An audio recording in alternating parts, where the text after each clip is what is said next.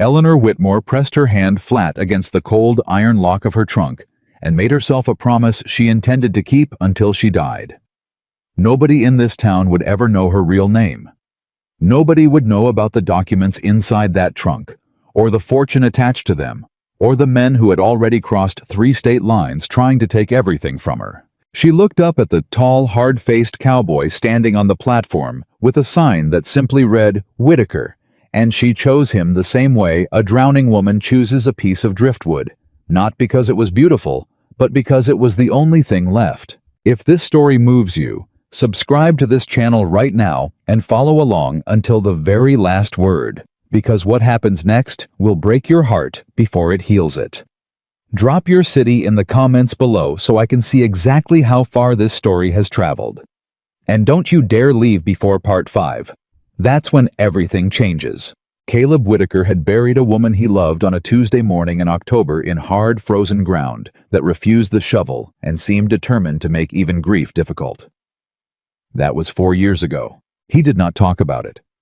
Not with his neighbors, not with the pastor, not with his own children when they asked him why he never looked at the sky anymore the way he used to. He gave them practical answers because practical answers were the only kind he trusted. The sky didn't matter. The cattle mattered. The roof mattered. Whether the south fence would hold through another brutal Montana winter, that mattered. Everything else was a luxury a man in his position could not afford. His daughter Clara was 9 years old and had her mother's dark eyes, and her mother's way of tilting her head when she thought you were lying, which meant she was tilting it at Caleb more and more often lately. His son Thomas was 6 and had recently decided that silence was something to be filled at all costs, which was the opposite of everything Caleb had taught himself to believe. They were good children. They deserved more than what he was managing to give them, and that was the thought that finally broke him. Not the struggling cattle numbers, not the 3 consecutive bad winters, not the roof section that had buckled under ice and still showed sky through a gap he hadn't found time to properly repair. None of those things had broken Caleb Whitaker, because broken implied giving up, and giving up was not something a man did when 2 children were watching him. But one evening in February, he sat down to eat supper, and Clara had cooked it herself, because he'd been out on the fence line since before dawn, and she'd gotten tired of waiting. She'd done a reasonable job of it. Better than reasonable. She was 9 years old, and she was cooking supper because her father was too exhausted to remember the family needed to eat. He sat there looking at that plate of beans and salt pork, and he felt something give way inside his chest. "Papa," Clara said, watching him with those eyes, "you have to get some help." He didn't answer right away. "Thomas told the school teacher we don't have a mama." She continued, her voice careful the way she'd learned to be careful around him. "She felt sorry for us. I don't want people feeling sorry for us." "Nobody should be feeling sorry for us," Caleb said. "Then do something about it." She was 9 years old. He wrote the letter to the agency in Chicago 3 days later. He was not poetic about it. He did not describe himself as a romantic man or a tender one, or anything that would give a woman false expectations. He wrote that he was 38, a rancher in Montana Territory, that he had 2 children, and a working ranch that needed a capable woman's hand, that he could offer a decent roof and honest work and fair treatment, and that he was not looking for anything beyond a practical partnership. He did not mention love. He did not think love was something he was still capable of, and he had enough respect for whoever might read that letter to be honest about it. He sealed it and mailed it and told himself it was the same as hiring a farmhand, which was a lie he kept telling himself all the way up until the morning of the train's arrival. The platform at Red Hollow Creek had a way of making a man feel conspicuous. Caleb stood with his hat in his hands and watched the train slow, and he was aware of people watching him. The Hendersons from 2 ranches over Bill Graves from the Mercantile. A cluster of women outside the millinery who had no legitimate reason to be gathered there on a Tuesday morning, except that word had gotten around about what Caleb Whitaker had done. He heard one of them say something and the others laugh. He put his hat back on and looked at the train. People got off. He watched them the way he'd watched cattle auctions, with deliberate patience, letting his eyes work through the crowd methodically. And then he saw her. She was not what he expected. He hadn't allowed himself to form too specific a picture, but whatever vague outline he'd carried in his mind, it adjusted fast. Eleanor Whitmore was a full-figured woman, broad-shouldered and solid, in the way that spoke of physical substance rather than fragility. And she moved with a quietness that struck him immediately. Not the quietness of someone trying to go unnoticed, but the quietness of someone who had learned that drawing attention sometimes cost you things you couldn't afford to lose. She wore a traveling dress that had once been good quality and had faded to something more honest. Her dark hair was pinned simply. Her face was plain in the way that takes a second look to understand isn't plain at all. She was not looking at him. She was looking at the platform, at the people on it, at the spaces between the people conducting a survey that had nothing to do with curiosity and everything to do with something that looked to Caleb's practiced eye a great deal like fear.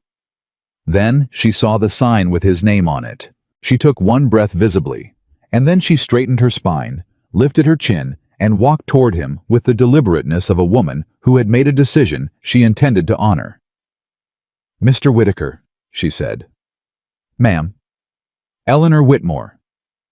She offered her hand, and he shook it, and her grip was firm. "I appreciate you meeting me."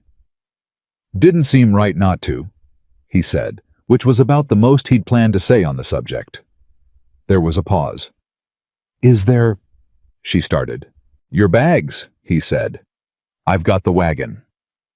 "There's one item that will require assistance," she said, and her voice, which had been steady through the introduction, shifted slightly on those words. "It's rather heavy." He followed her back to the freight car. The trunk was iron-bound hardwood, the kind you'd expect to transport valuables that could survive a hurricane. It took Caleb and 2 railroad workers to move it, and even then, it was a serious effort. "What have you got in here?" he asked, not unkindly. "My belongings," she said. He looked at her. She looked back at him. Her expression was composed, and her eyes gave nothing away, but her hand was pressed against the side of that trunk, the way you might press your hand against something you needed to be sure was still there. He let it go. He didn't know yet that he shouldn't have. The wagon ride to the ranch was 12 miles, and for the first 4 of them, neither of them spoke, which Caleb found more comfortable than he expected. Most people felt the need to fill silence. She didn't seem to, which he respected, even if he couldn't have explained why. Thomas was the one who eventually made conversation unavoidable. "You're the biggest lady I ever seen," his son said helpfully from the wagon bed. "Thomas?" Caleb's voice was flat. "I'm just saying. I'm aware you're just saying. Stop saying." He glanced at Eleanor, prepared to offer something approximating an apology, and found that she was pressing her lips together in a way that was clearly suppressing something. "It's all right," she said. "Children are honest. I prefer it." She looked back at Thomas. "And you're the most talkative 6-year-old I've met in some time." Thomas considered this. "How many 6-year-olds do you know?" "Thomas," Caleb said, "I'm asking a genuine question." "You can ask it silently." Thomas went quiet for about 40 seconds, then said, "I like your trunk." "Thank you," Eleanor said. "It was my grandmother's." "What's in it?" "Important things." "Like what?" "Thomas." This time it was Clara who spoke, and she used a tone that Caleb recognized as borrowed directly from a voice he no longer heard. It worked the same way it always had. Thomas subsided. Clara, who had not said a word since Eleanor climbed up onto the wagon, was watching the woman beside her father with the same slow measuring attention she used on everything she was trying to understand. Caleb knew that look. He let it work. Clara's judgment was rarely wrong. The ranch looked better from a distance than it did up close, which was true of a lot of things in life. Up close, the fence needed work. Up close, the barn roof showed signs of last winter's cruelty. Up close, the garden had been let go in a way that a man managing everything alone sometimes couldn't help. Eleanor looked at it all without comment. He watched her looking, trying to read disappointment, and didn't find it. "The house is sound," he said. "Roof's repaired where it matters. Kitchen's small, but it works." "I don't need large," she said. "I need honest." He wasn't sure what to do with that, so he just pulled the wagon to a stop and got down. The first days were not easy. He had not expected them to be, but the particular nature of the difficulty was not what he'd anticipated. He'd expected complaints. He'd expected a woman from the East to find a dozen ways to communicate that ranch life was beneath her expectations. He'd expected sighs and pointed silences, and maybe some tears before the first week was out. What he got was someone who burned the first 3 meals she attempted and apologized exactly once for each, and then asked him specifically and directly what he would prefer she improve. "The biscuits," he said. "Show me." He stared at her. "You know how to make them properly," she said. "Show me." "I'd rather learn it right than keep doing it wrong." So he showed her. It was the strangest 20 minutes of his recent life standing in his own kitchen, demonstrating biscuit technique to a woman he'd known less than a week. And she watched him with complete attention, asked 2 precise questions, and on her next attempt produced something that was arguably better than his.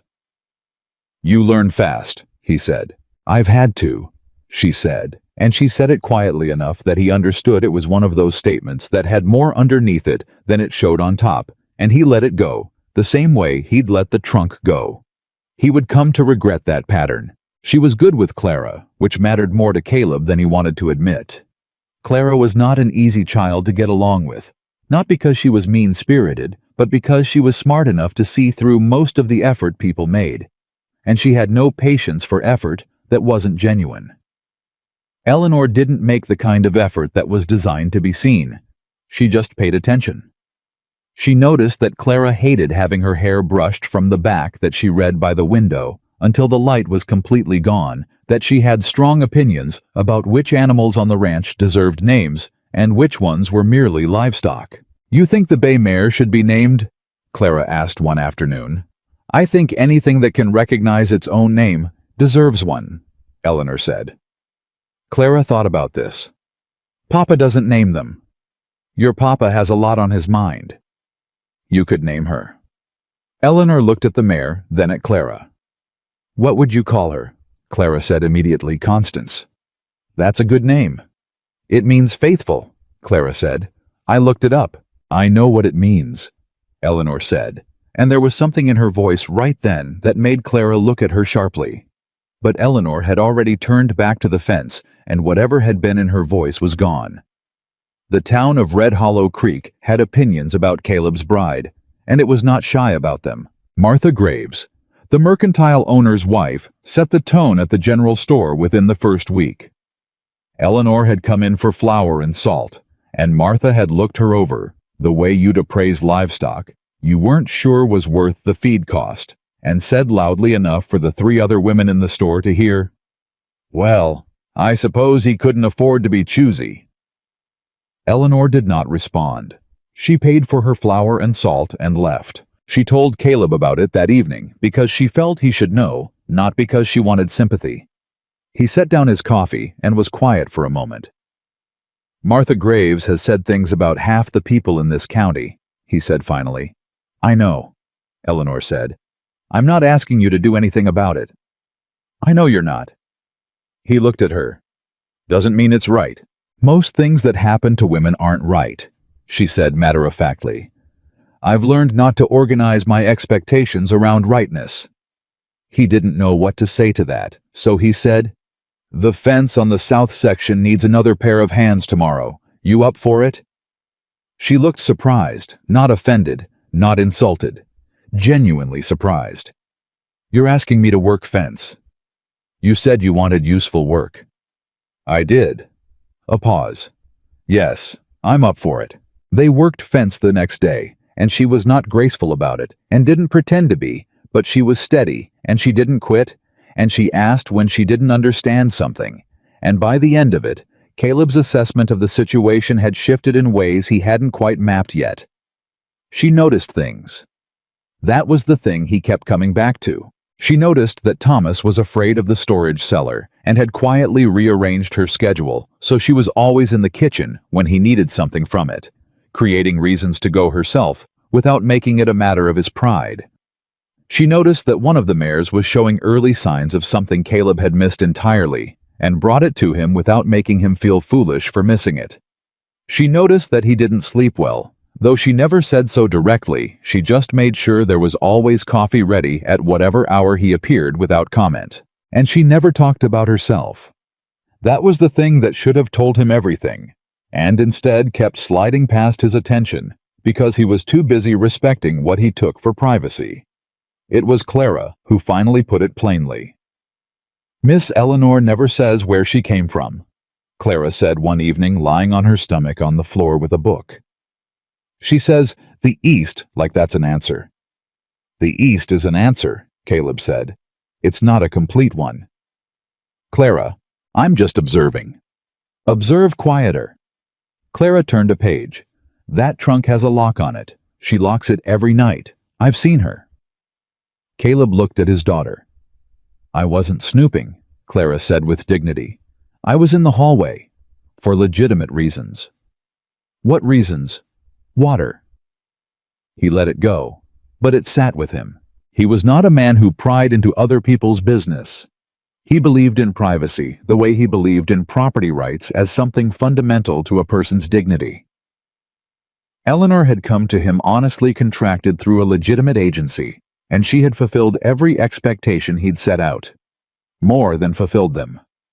She worked without complaint, treated his children with genuine care, and had never given him cause to doubt her character. But there was the trunk, and there was the way she sometimes went still when a rider came up the road before she could confirm who it was. And there was the way she had looked at that train platform not like a woman arriving somewhere, like a woman who needed to confirm she hadn't been followed. He noticed all of it. He noticed it the way you notice a stone in your boot, not debilitating, just present and impossible to entirely ignore. The first crack in her composure came on a Wednesday 3 weeks after her arrival. A letter came for her, and Caleb brought it from town without looking at it, which was the only decent thing to do. He set it on the kitchen table and said, "Letter, addressed to you." She was at the stove, and she turned and saw it, and went very still. Then she crossed the room and picked it up, and he watched her read the return address, and he watched the color leave her face. She folded it and put it in her apron pocket. "Thank you," she said, and her voice was entirely steady. "Everything all right?" he asked. "Yes," she said. "Fine." She excused herself before supper and went to her room, and he heard through the wall the sound of the trunk's lock. That night, long after the children were asleep, he found her sitting at the kitchen table with both hands wrapped around a cold cup of coffee, staring at the tabletop. He sat down across from her. She looked up. Something moved across her face, the beginning of whatever composed, deflecting answer she'd prepared, and then it stopped. She looked at him for a moment. "I need to ask you something," she said. "All right." "If someone came here looking for me," she said, "not in a friendly way, what would you do?" He thought about it for exactly as long as it deserved. "Depends on who they are and what they want." "They would claim I owe them something." "Do you?" "No," she said. "The opposite." He looked at her.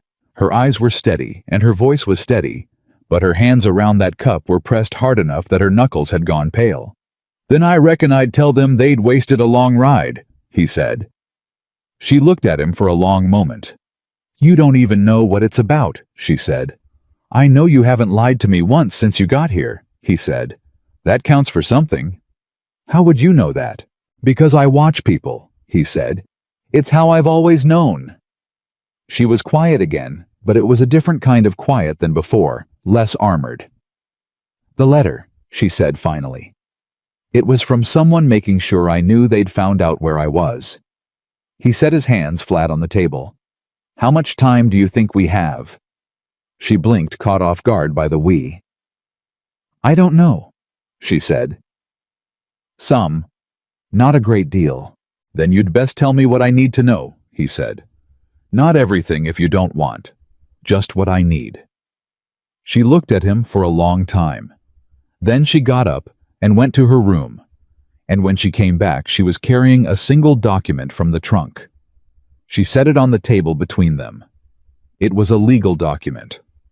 His eyes moved across it and stopped, because the name at the top was not Eleanor Whitmore.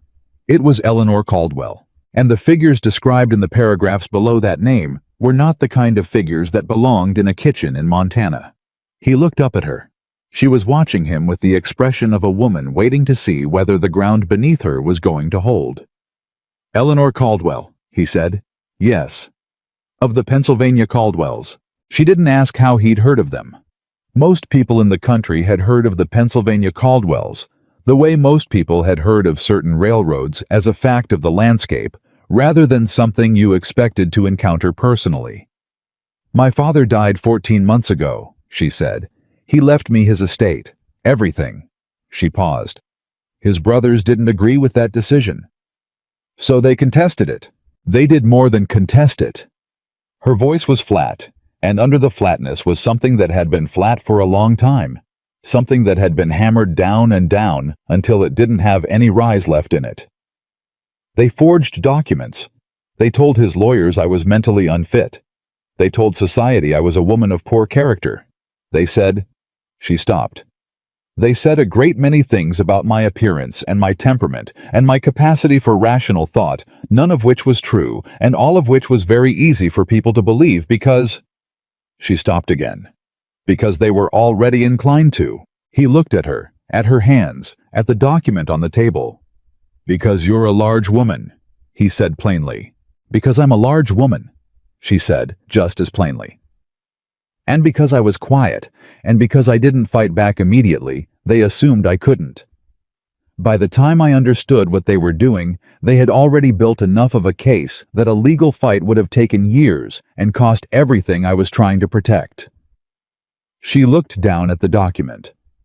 "So I disappeared instead. Changed my name.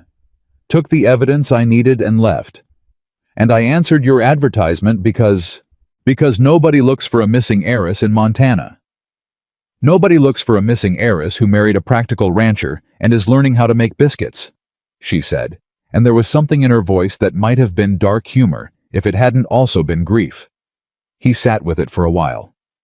"How much is in that trunk?" he said. "Enough to prove everything," she said.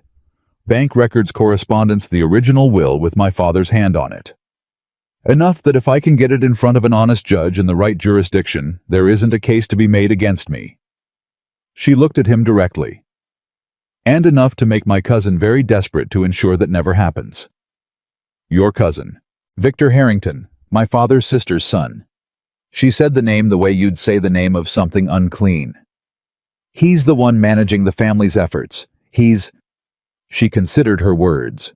"He is a man who has always believed that wanting something badly enough entitled him to it.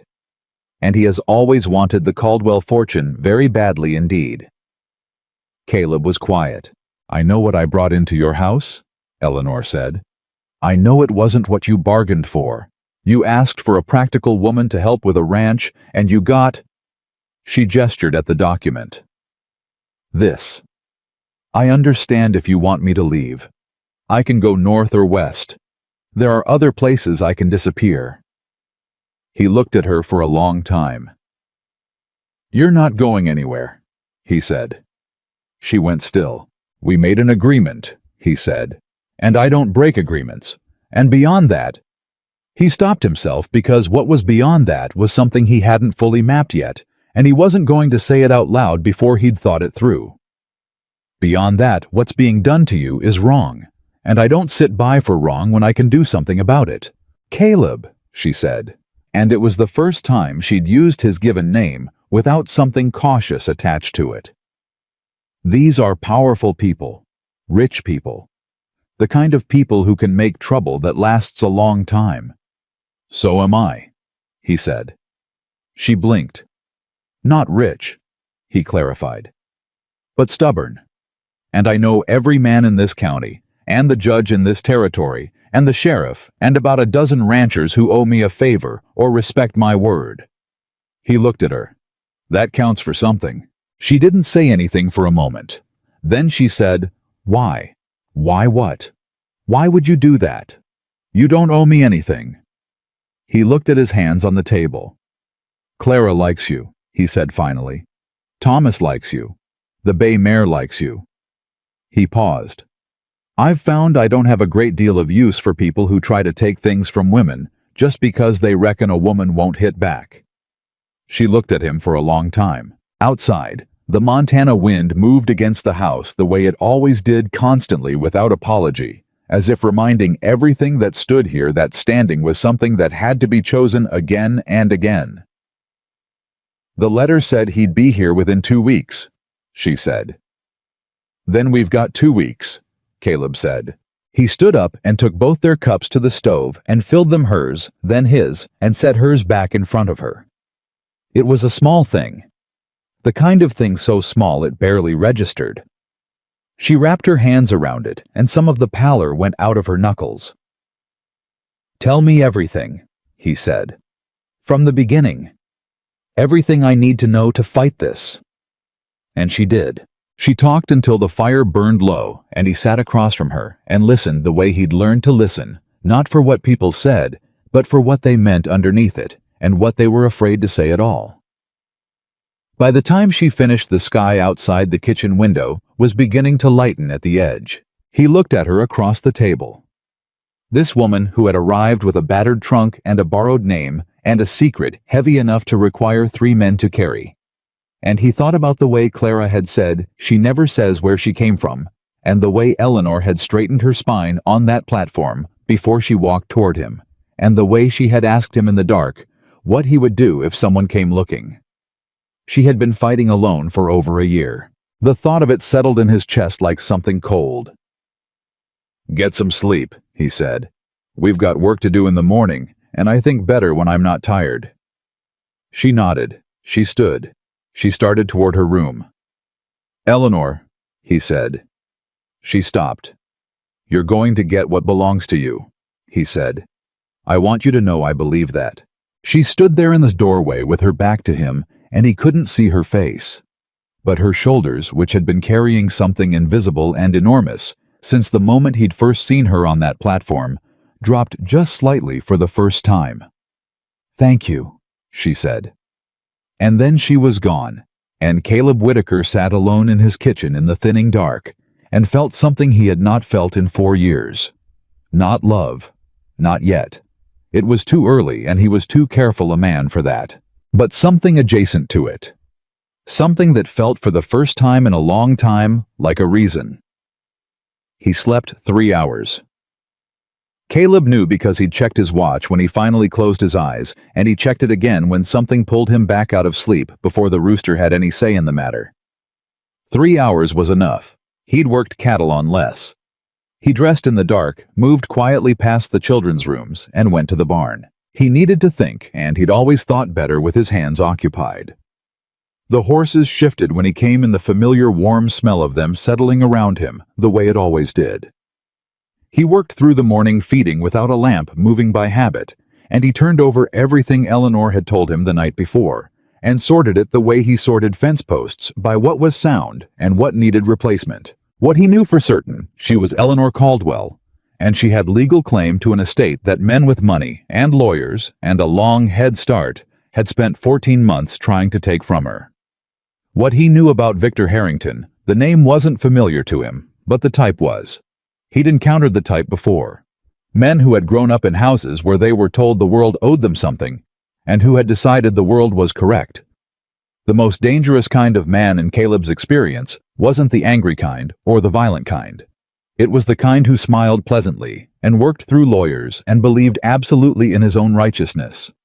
That kind was harder to stop because you couldn't see the damage coming until it had already arrived. He was filling the last water bucket when he heard the creak of the barn door. Eleanor stood there in the early gray light, already dressed, her hair pinned back, holding 2 cups of coffee. "You don't have to be up yet," he said. "I know." She came in and handed him a cup. "I don't sleep well when I'm thinking." "What are you thinking about?" "Whether I made a mistake telling you," she said, which was more honest than most people would have managed. He took a drink of the coffee. Did you decide? I decided I don't think so. She looked at one of the mares. But I've been wrong before about who to trust. So have I, he said. Doesn't mean you stop. She was quiet for a moment. I need to ask you something I should have asked last night. Go ahead. Do you have a lawyer? Someone in this territory you trust? Daniel Forsyth, Caleb said. Practices out of Helena. I've known him 12 years. Honest man, which in his profession is not a small thing. Something in her face shifted. Would he see us? He'll see us because I'll ask him to. He looked at her. I'll ride to Helena end of this week, if you think that's soon enough. I think it needs to be sooner, she said. Then tomorrow. She let out a breath she'd been holding for what felt like considerably longer than the length of their conversation. Caleb. Ma'am. I have money, she said, and she said it carefully. The way you put weight on ice, you're not sure will hold. Not with me. There are accounts I can access. I want to pay for whatever this costs. His fees, your time away from the ranch, all of it. We'll figure the money out when there's something to figure, he said. Right now, I'm more interested in knowing how much of a head start this cousin of yours actually has. He has lawyers who've been working this for over a year. And you have documents that prove the will was forged. Yes. Then we're not starting behind, he said. We're starting even, and we've got something they don't. What's that? They don't know what you brought with you, he said. As far as Victor Harrington knows, you disappeared with nothing. He doesn't know about the trunk. She went very still. You haven't told him. I haven't told anyone, she said. I haven't told anyone anything about what I took with me. I was afraid. She stopped. If he knew what was in that trunk, he wouldn't be sending letters. He'd have already sent something worse. So right now he thinks he's coming here to intimidate you into giving up and going away quietly. Yes. Caleb looked at her over the rim of his cup. Then let him think that. She looked at him with an expression he hadn't seen on her before, not quite hope because she was too careful for something as unguarded as hope, but something on the road toward it. You're saying don't let him know what we have until we're standing in front of a judge. I'm saying let him walk in here believing he's already won, Caleb said. Men who believe they've already won get lazy, and lazy men make mistakes. She was quiet. My father used to say that, she said finally. Almost exactly that. Your father sounds like he knew something. He knew a great deal, she said, and her voice went somewhere private for a moment. He wasn't a perfect man, but he was a fair one. He believed I could manage his affairs. Nobody else believed that. She paused. I think sometimes that's the thing I most want to prove, not for the money, for him. Caleb didn't say anything to that, because there wasn't anything to say that wouldn't have been less than it deserved. He just nodded and finished his coffee, and they stood together in the quiet barn while the Montana morning gathered itself outside. Thomas found them at breakfast and immediately wanted to know why they'd both been up so early. Ranch business, Caleb said. What kind? The kind that doesn't require your input. Thomas accepted this with the philosophical ease of a child who had learned that some questions had better odds than others. Miss Eleanor, he said, did you know our barn cat had kittens? I did not, Eleanor said. 3 of them. One's all black. Can we name them? That's your father's decision, Eleanor said. Thomas turned to Caleb with the expression of a prosecutor who has just received unexpected supporting testimony. Papa, don't look at me like that. You said Miss Eleanor could help with naming things. I said no such thing. You implied it. I did not imply anything. Finish your eggs. Clara, who had been watching Eleanor through this entire exchange with the same careful attention she'd maintained since day one, said quietly, You didn't sleep. Eleanor looked at her. I slept some. Your eyes look like Papa's when he's worried about something. Clara, Caleb said. I'm observing, Clara said. It's not rude to observe. It's rude to observe out loud without invitation. Clara looked at Eleanor. Are you worried about something? Eleanor looked back at her, and Caleb watched Eleanor make a decision in real time, watched her choose the particular kind of truth that was honest without being the whole story. I have some things to sort out, she said. But they're being sorted. Your father is helping. Clara looked at Caleb, then back at Eleanor. Then, satisfied by whatever it was she was measuring, she returned to her breakfast. Thomas said, The black kitten should be called Midnight. Obviously, Clara said with contempt. What's wrong with Midnight? It's what everyone calls black kittens. Because it makes sense. Constance would be a better name, Clara said. Constance is the horse's name. Things can share names. They absolutely cannot. Enough, Caleb said. Both of you. Eleanor was looking at her plate, and the corner of her mouth was doing the thing it did when she was suppressing something. He caught it, and felt something loosen in his chest briefly before he put it away. He rode to Helena the next morning before sunup. He left Eleanor with a loaded rifle, which she accepted without commentary, and instructions to send Thomas to the Hendersons if anyone she didn't know came up the road before he returned. She nodded at both pieces of instruction with the same practical focus she applied to everything, and he found he trusted that look the same way he trusted a level fence post, not because it was decorative, but because it was plumb.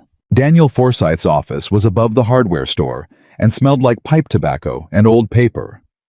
Forsythe himself was a lean, dry-humored man in his 50s who had grown up in Virginia and practiced law with the particular precision of someone who had seen enough of what happened when precision was absent. He listened to everything Caleb told him without interrupting, which was one of the things Caleb had always respected about him. When Caleb finished, Forsythe sat back in his chair and was quiet for a moment. Eleanor Caldwell, he said. You've heard of the family. I've heard of the estate dispute, Forsythe said. It made some of the Eastern papers. The framing was, he paused, choosing, unfavorable to the young woman. The framing was manufactured, Caleb said. She has documents proving it. What kind of documents? Original will bank records correspondence that shows the contested documents were created after the fact. Caleb looked at him. Enough to make a case. She needs to know if it's enough to win one. Forsythe tapped one finger on his desk. Where is she now? At my ranch. She's been there 6 weeks. And she came to you through a mail-order bride agency, Caleb said without apology. Yes. Forsythe looked at him for a moment with an expression that was professionally blank in a way that still communicated something. The cousin, Victor Harrington. Do you know him? By reputation, from what she's told me. I know him by something more than reputation, Forsythe said, and his voice shifted slightly. He retained counsel in this territory 2 weeks ago, a man named Arthur Blythe out of Billings. Blythe does not have a distinguished record for ethics. Caleb felt something tighten in his jaw. So Harrington's already here. He's been working ahead of himself, Forsythe said, establishing presence before he arrives in person. That suggests he knows roughly where she is, and he's preparing the ground. He leaned forward. Mr. Whitaker, if Miss Caldwell has what she says she has, I want to see it. But I also need to tell you that if Harrington has retained Blythe, he is not coming here to negotiate. He's coming to bury her. Then we need to be ready before he gets there, Caleb said. Yes, Forsythe said. You do. Bring her in. Bring the documents. And do it in the next 3 days.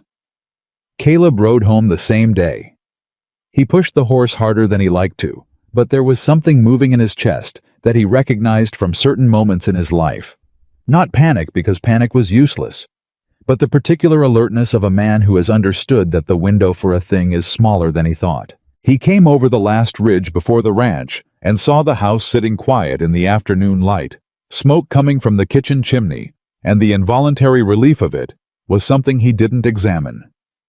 Eleanor came to the door when she heard him, and behind her he could see Clara setting the supper table, and Thomas's voice going somewhere inside the house about something that probably involved the kittens. How did it go? Eleanor asked, before he'd gotten both feet on the ground. "Forsyth wants to see you and the documents," he said.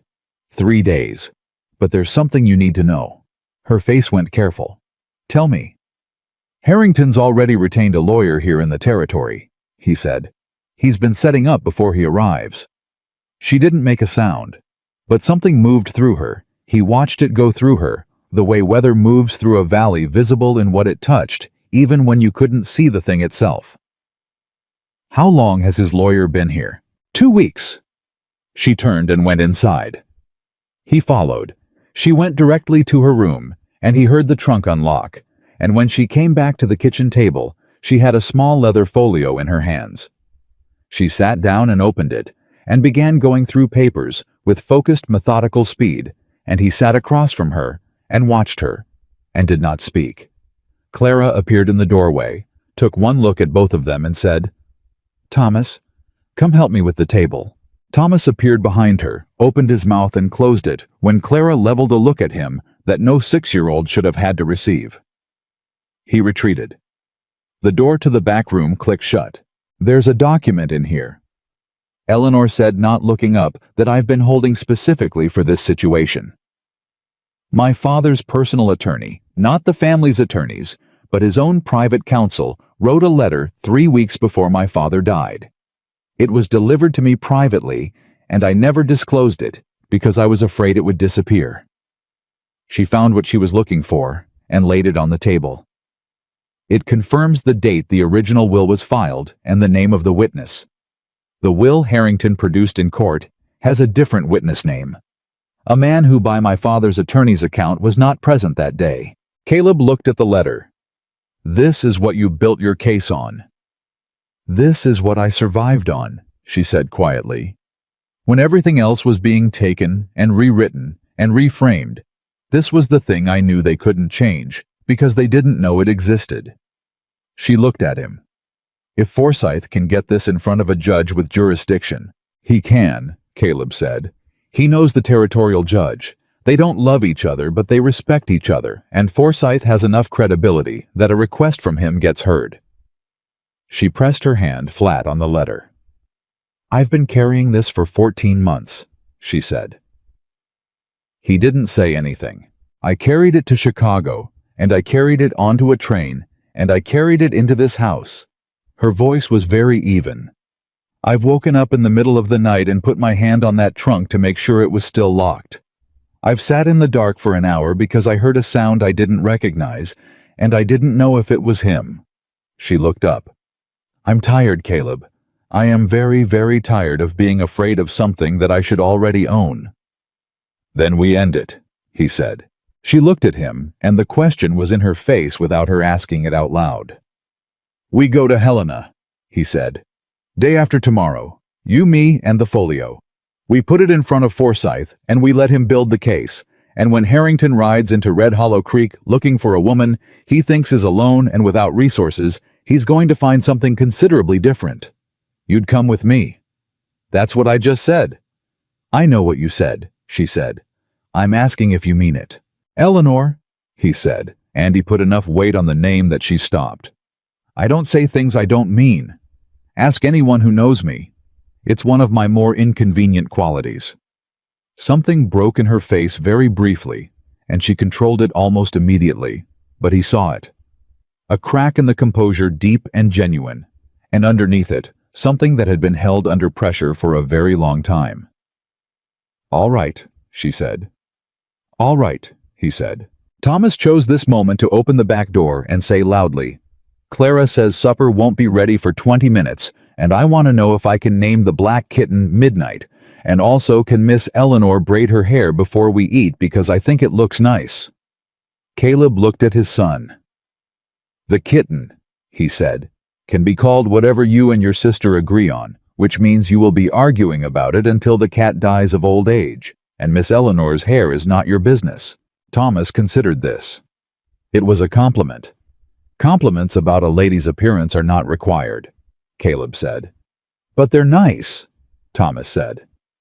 "Thomas, I'm just observing like Clara." "You are nothing like Clara. Go wash your hands." Thomas went. Eleanor, whose composure had reconstituted itself entirely, was looking at her coffee cup, and the corner of her mouth was doing the thing again. "You don't have to hold that in," Caleb said. "I'm not," she said. "You are." She looked up, and she laughed, a real one, quick and genuine and surprised out of her. And Caleb felt it hit him somewhere in the ribs in a way that he was absolutely not going to examine at this particular moment. The next day was supposed to be ordinary. It was not. Bill Graves came out from the mercantile with a delivery that Caleb had not ordered, which meant Bill Graves had manufactured a reason to come by, which meant Bill Graves had something to say that he wanted to deliver in person. Caleb met him in the yard. "Caleb," Bill said. He tipped his hat in the direction of the house. "Your wife around?" "She's working," Caleb said. "What do you need, Bill?" Bill Graves had the particular discomfort of a man who had appointed himself the bearer of bad news so many times it had begun to feel like a civic duty. "I heard something in town yesterday," he said. "Thought you ought to know. There's a man been asking around. Came in on the Tuesday stage. Asking about a woman named Whitmore. Whether anyone's seen her, whether anyone knows a woman by that description who might have come through recently." Caleb kept his face very still. "What kind of man?" "City man," Bill said. "Well-dressed, polite in the way that doesn't mean anything." He paused. "He went to see Arthur Blythe." "I know about Blythe," Caleb said. Bill looked at him. "You know what this is about. I know enough." "Caleb—" Bill stopped. He'd known Caleb a long time, and he knew better than to push when Caleb used that tone. "He's not alone. He had 2 men with him that I could see. Could be more." "What did you tell him when he was asking about Whitmore?" "I didn't tell him anything," Bill said with mild offense. "I don't make a habit of talking about other people's wives to strangers with city lawyers." "I appreciate that, Bill." "Martha, on the other hand—" Bill stopped. Caleb looked at him. "Martha was in the store when he came in," Bill said. "I can't speak to what she may have said. I was in the back and she handles the front counter. Martha Graves, who had made her opinion of Eleanor known from the first week. Who had the kind of mouth that moved fastest when it had the least to lose." "How much did she know?" Caleb said. "About your wife." Bill looked uncomfortable. "Enough. Her name, where you live, that she came on the train with a large trunk." He paused. "She mentioned the trunk specifically." "The trunk?" Caleb looked at the house. "Thank you, Bill," he said. "I mean that." Bill nodded, flicked his hat brim, and turned his wagon around. Caleb went inside. Eleanor was at the kitchen table mending a shirt of Thomas's, and she looked up when he came in and read his face before he said a word. "What happened?" she said. Not a question. "A man came to the mercantile yesterday," he said, "asking about a woman named Whitmore. He had 2 men with him." She set down the mending. Her hands were steady. "Was it Victor?" "City man, well-dressed. Went to see Blythe afterward." "That's one of his men," she said. "An advance scout. Victor comes second. He always lets someone else go first to assess the situation." She was thinking visibly quickly, her eyes going through something he couldn't see. "He knows about the trunk. Martha Graves mentioned it." Eleanor closed her eyes for one moment, then opened them. "Then he knows I brought proof with me. He may not know what specifically, but he knows I didn't come empty-handed." She looked at Caleb. "We need to leave for Helena tonight." "I was thinking the same thing." "Can Forsyth see us tonight?" "Forsyth lives above his office," Caleb said. "He'll see us." She was already standing. "The children, the Hendersons," he said. "Maggie Henderson has offered before. She'll take them overnight without question." Eleanor picked up the mending set it carefully aside and looked at him with something in her face that was both very young and very old at the same time. "I'm sorry to bring this to your door," she said. "You didn't bring it," he said. "Your cousin did." She looked at him for one moment longer than necessary. Then she went to her room and he heard the trunk unlock for what felt like the 100th time and the 10th like it mattered, and he went to saddle the horses. They rode. The children went to the Hendersons without complaint. Clara with her book, and Thomas with questions that Maggie Henderson absorbed with the practiced grace of a woman who had raised 6 of her own. They didn't ask why. Caleb had told them ranch business, and Clara had looked at him with those eyes, and then looked at Eleanor, and then simply picked up her bag, which told him she understood more than was entirely comfortable. The road to Helena was dark and cold, and they rode mostly without talking, which had become between the two of them a comfortable thing rather than an awkward one. He was aware of her beside him, in the way you're aware of something that has become part of the geography of a space, present in your peripheral attention, even when you're not directly looking. About an hour in, she said, "My father used to say that the measure of a person was what they did when the cost was high." "Sounds like something worth remembering," Caleb said. "I've thought about it a lot these past 14 months. A pause. "I've also thought about whether he was right. And I think he was. I just also think it would be easier to agree with if the cost weren't quite so consistently high." Caleb almost smiled. "That's the thing about measures," he said. "They don't work on the easy days." She was quiet. Then, "Why did you stay in Montana after your wife?" He didn't answer immediately, and she let him not answer immediately, which was another thing about her he'd noticed. "Clara was born here," he said finally. "Thomas, too. It was her home before it was mine, if I'm honest about it. She loved this land." He paused. "I couldn't leave. Didn't know how to explain to the children why we would, when the reason was just that I couldn't bear to stay. So you stayed and learned to bear it." Something like that. She looked at the dark horizon. "That's what I want," she said. "Not the estate, not the money, or not only that. I want to stop running. I want to stay somewhere long enough that leaving would be hard." He thought about the ranch, about Clara naming the mare Constance, about Eleanor's hands on that cold coffee cup at 2 in the morning. "Well," he said, "Montana is a reasonable place for that."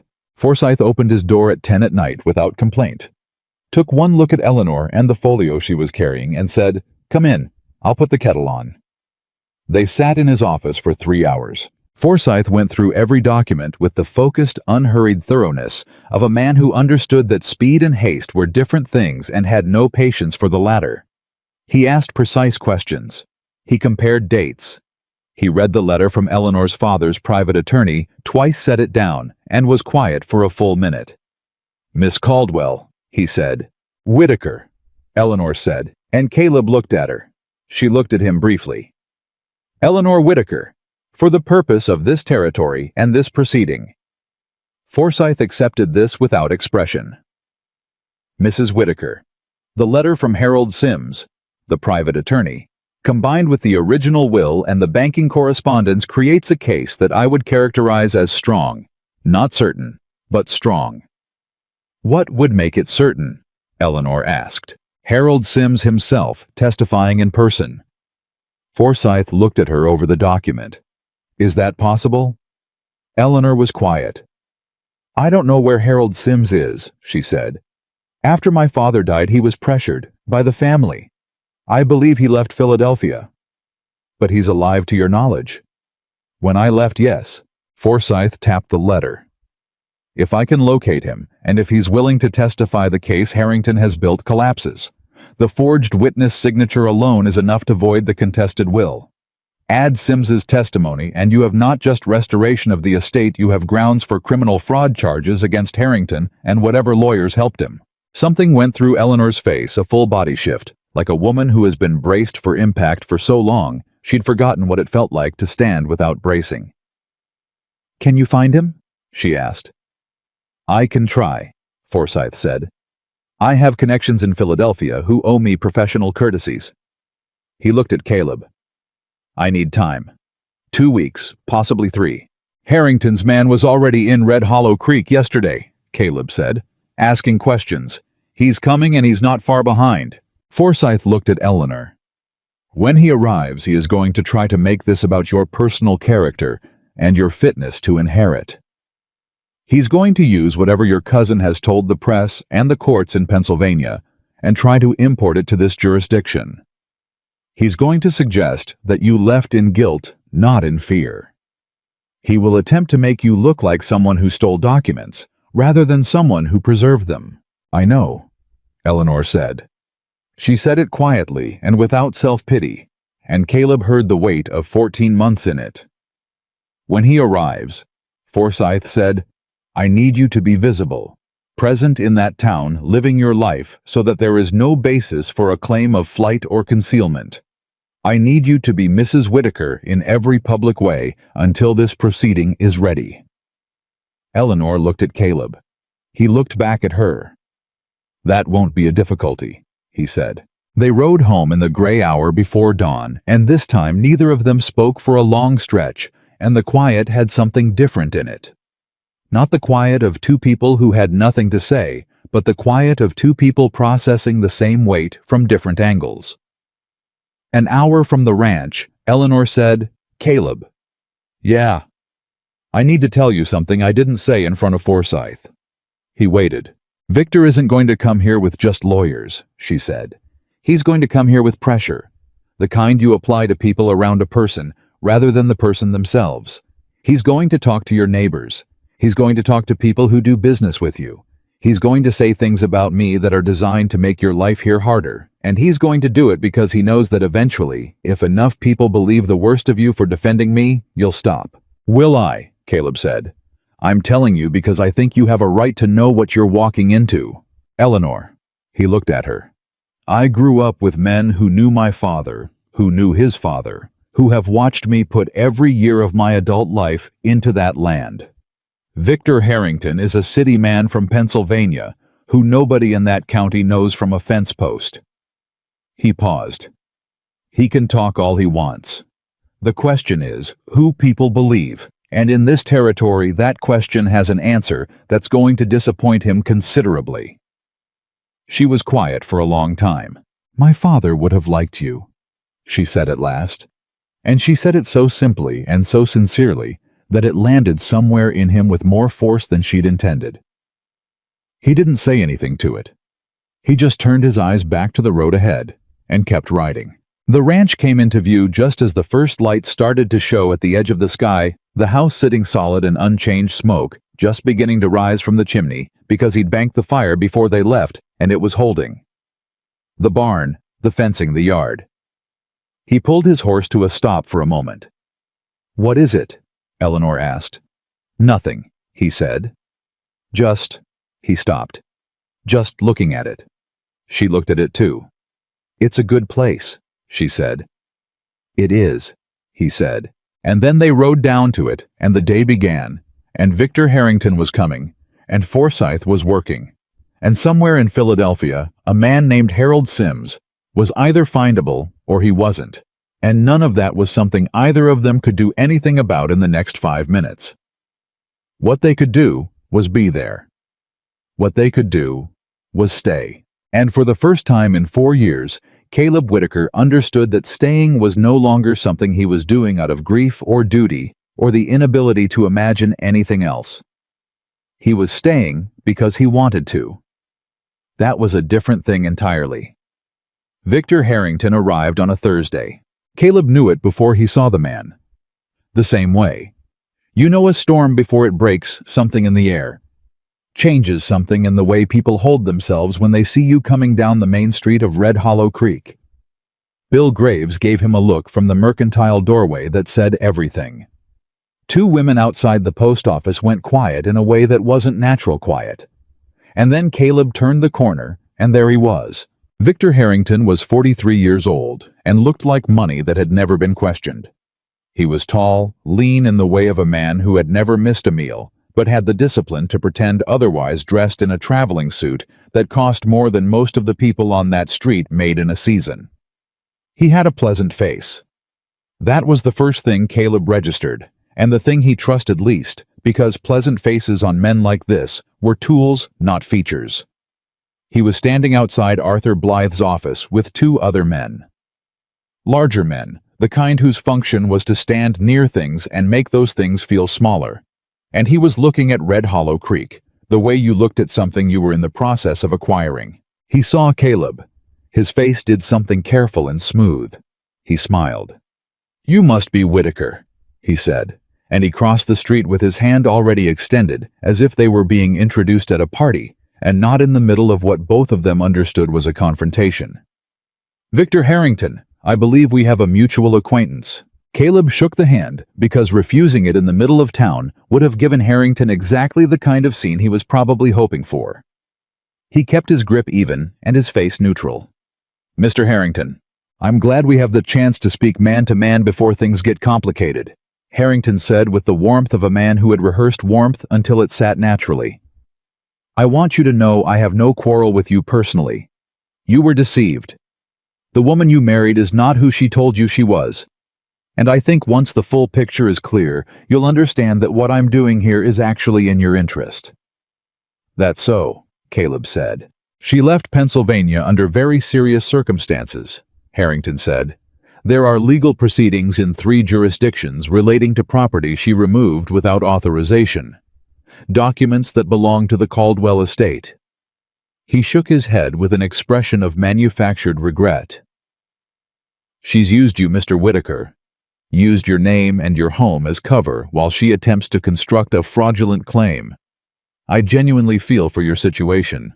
"I appreciate your concern," Caleb said, and his voice was so even that Harrington had to look for the edge in it and couldn't quite find it. "I'd like to speak with her," Harrington said.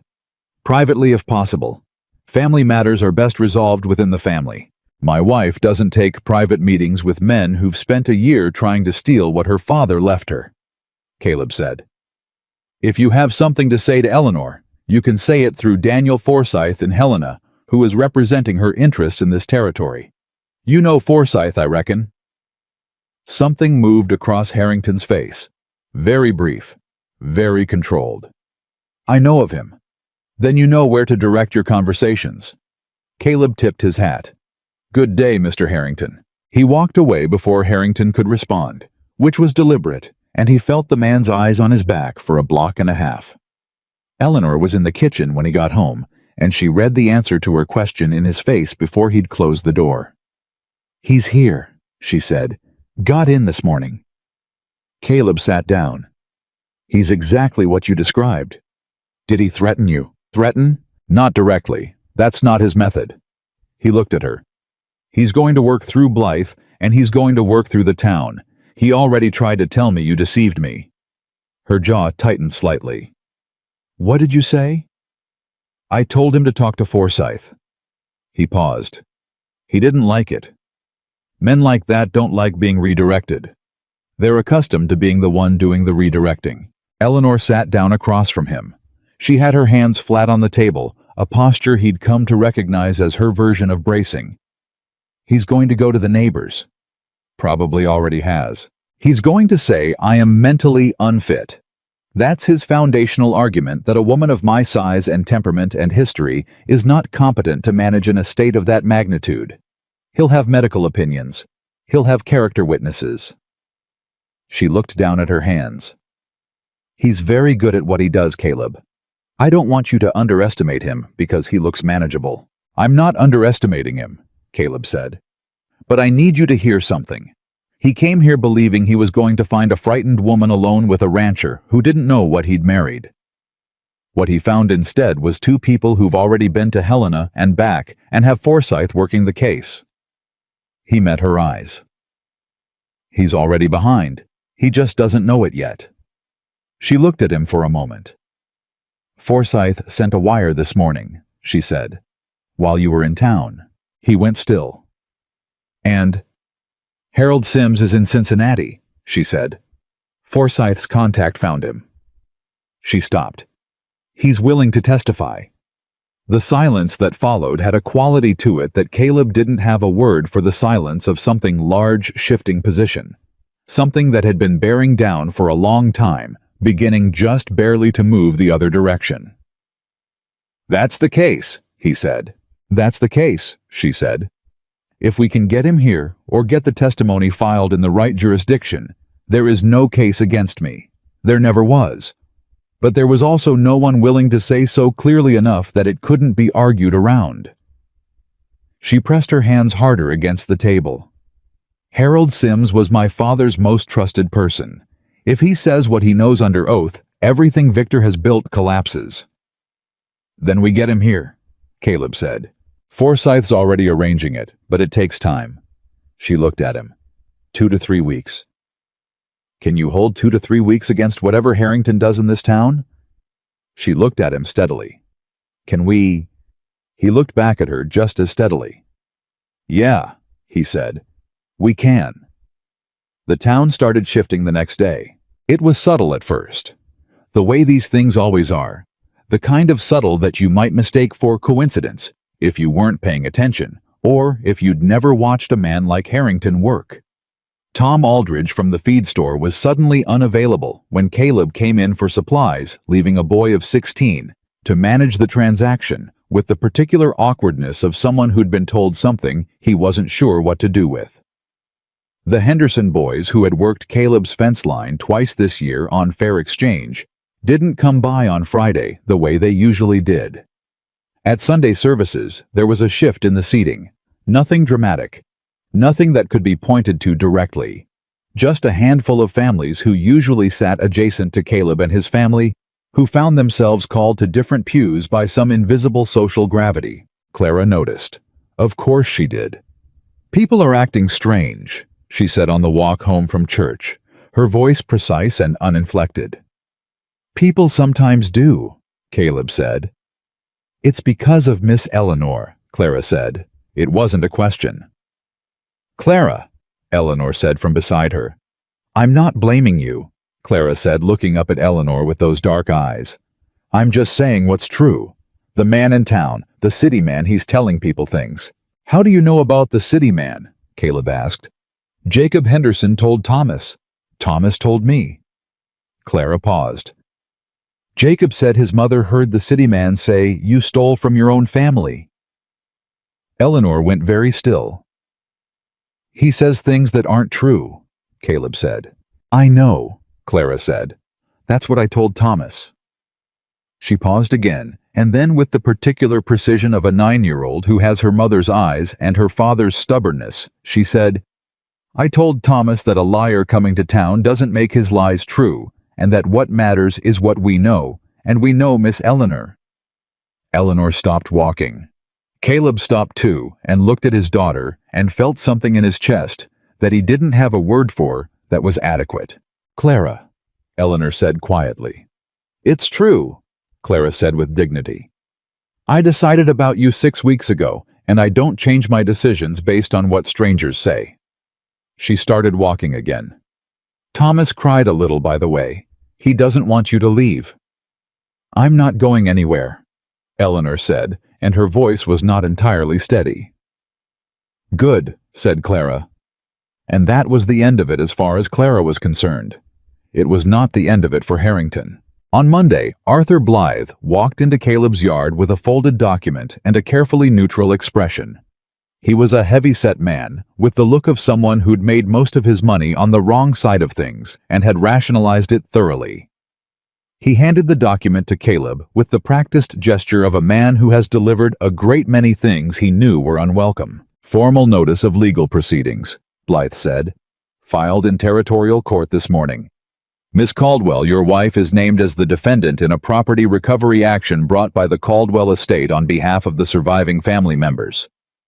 Caleb took the document. He did not open it. Forsyth will respond. I'm sure he will, Blythe said. I also want you to know, Mr. Whitaker, as a courtesy, the word sat wrong in his mouth, that Mr. Harrington is prepared to make this uncomplicated for you personally. Your name does not need to be attached to this in any way. There is a settlement offer available to your wife that would... Blythe, Caleb said. The man stopped. You've delivered your document, Caleb said. That's what you came to do. It's done. You can go. Blythe looked at him for a moment with the expression of a man trying to determine whether the wall he's encountered is movable and concluding it is not. He tipped his hat with minimum required civility and left. Caleb went inside and found Eleanor in the kitchen reading. She looked up at the document in his hand. "Filed it already," she said. "This morning." She put down her book. "He's moving faster than I expected." She reached for the document, and he gave it to her, and watched her read it quickly, precisely the way she read everything. Halfway through, something in her jaw tightened. "He filed it under my former name, Eleanor Caldwell." She looked up. "Which means he has a contact in this territory who told him I was using the name Whitmore when I arrived. Nobody here knew my real name except—" She stopped. The silence was specific. "Except Forsyth," Caleb said. "Forsyth and the agency in Chicago," she said, and her voice was careful and measured and had something underneath it that was neither. "The agency would have records." "You think someone went to the agency? Blythe has had 2 weeks here. That's enough time to wire Chicago." She set the document down. "He didn't get my name from someone in this town. He already had it when he arrived." She paused. "Which means he's known where I was for longer than the letter suggested. The letter was him telling me he knew, not him discovering it." The implication moved through the room. "He's been watching you," Caleb said. "He's been watching the agency," she said, "waiting for me to surface. He knew I'd need to eventually. A woman alone can only stay hidden for so long before she has to connect herself to something, a job, a church, She stopped. "An advertisement. He used the agency as a trap. Or he used the agency as a net," she said, waiting to see what it caught. She was very still. "He's been planning this arrival for months. Everything he's doing, the lawyer, the neighbors, the document, it's all been prepared in advance. He came here knowing exactly what case he was going to build." "Then he doesn't know about Sims," Caleb said. She looked at him. "If he'd been watching you that closely," Caleb said, "he'd have found Sims already and dealt with him. Sims is the one piece he doesn't have because he doesn't know the letter exists." Eleanor thought about this. "My father gave me that letter privately. No witnesses. I never told anyone, not my lawyers, not anyone. I didn't know who to trust." She looked down at the document on the table. "Victor doesn't know what I have in that trunk. He knows I took something. He doesn't know what." "Then we need Forsyth to move faster," Caleb said. "If Harrington figures out there's a witness in Cincinnati." "He'll try to reach him first," she said. "Yes." Caleb stood up. "I'm going to wire Forsyth. I'll come with you." "Eleanor, I'm not sitting in this house while this happens around me," she said, and her voice had an edge in it that he hadn't heard before. Not anger exactly, but the sound of a woman who had been sitting in houses while things happened around her for 14 months and had reached the outermost boundary of her tolerance for it. "I'm going with you." He looked at her for a moment. "All right," he said. They rode into town together, and Caleb was aware in the specific way you're aware of things that matter, of the way people watched them as they came down the street, not entirely hostile, not entirely friendly. The uncertain middle ground of a community that had received competing information and hadn't yet decided what to do with it. Harrington was outside the hotel with one of his large men when they rode past. He watched them. Eleanor did not look at him. Caleb did briefly and directly. And what he gave Harrington with that look was not a threat, because threats were for men who needed to compensate for something. What he gave him was information. The information was, "I see you, I know what you are, and I am not afraid of you." Harrington received it. His face did something controlled and brief. The telegraph office was run by a small, nervous man named Greeley, who had the useful quality of being both efficient and discreet. Caleb wrote out the wire to Forsyth, terse, factual, specific filing already made need. Sims expedited. Harrington knows the name, move quickly, and Greeley sent it. They were leaving the telegraph office when Martha Graves stepped out of the Mercantile directly into their path. Martha Graves was a tall, angular woman who had built her identity around knowing things before other people knew them and passing those things along. She looked at Eleanor with an expression that had graduated from contempt to something more complicated. Something that contained contempt, but also the particular discomfort of a woman who has done something she is beginning to understand may have had consequences. "Mrs. Whitaker," she said with a formality that was its own kind of weapon. "Mrs. Graves," Eleanor said, and her voice was entirely even. "I understand there are legal matters in progress," Martha said. "There are," Eleanor said. "I may have—" Martha stopped. Her lips pressed together. "I may have spoken to certain parties last week about certain things I knew of your arrival here, without fully understanding the circumstances." The acknowledgement sat between them, not quite an apology, not quite, not one. Eleanor looked at her for a moment. "Mrs. Graves," she said, "I don't hold you responsible for what you don't know. I do hope that as this proceeds, you'll weigh what you hear from a stranger against what you've seen of me in 6 weeks in this town." Martha Graves's expression did something complicated.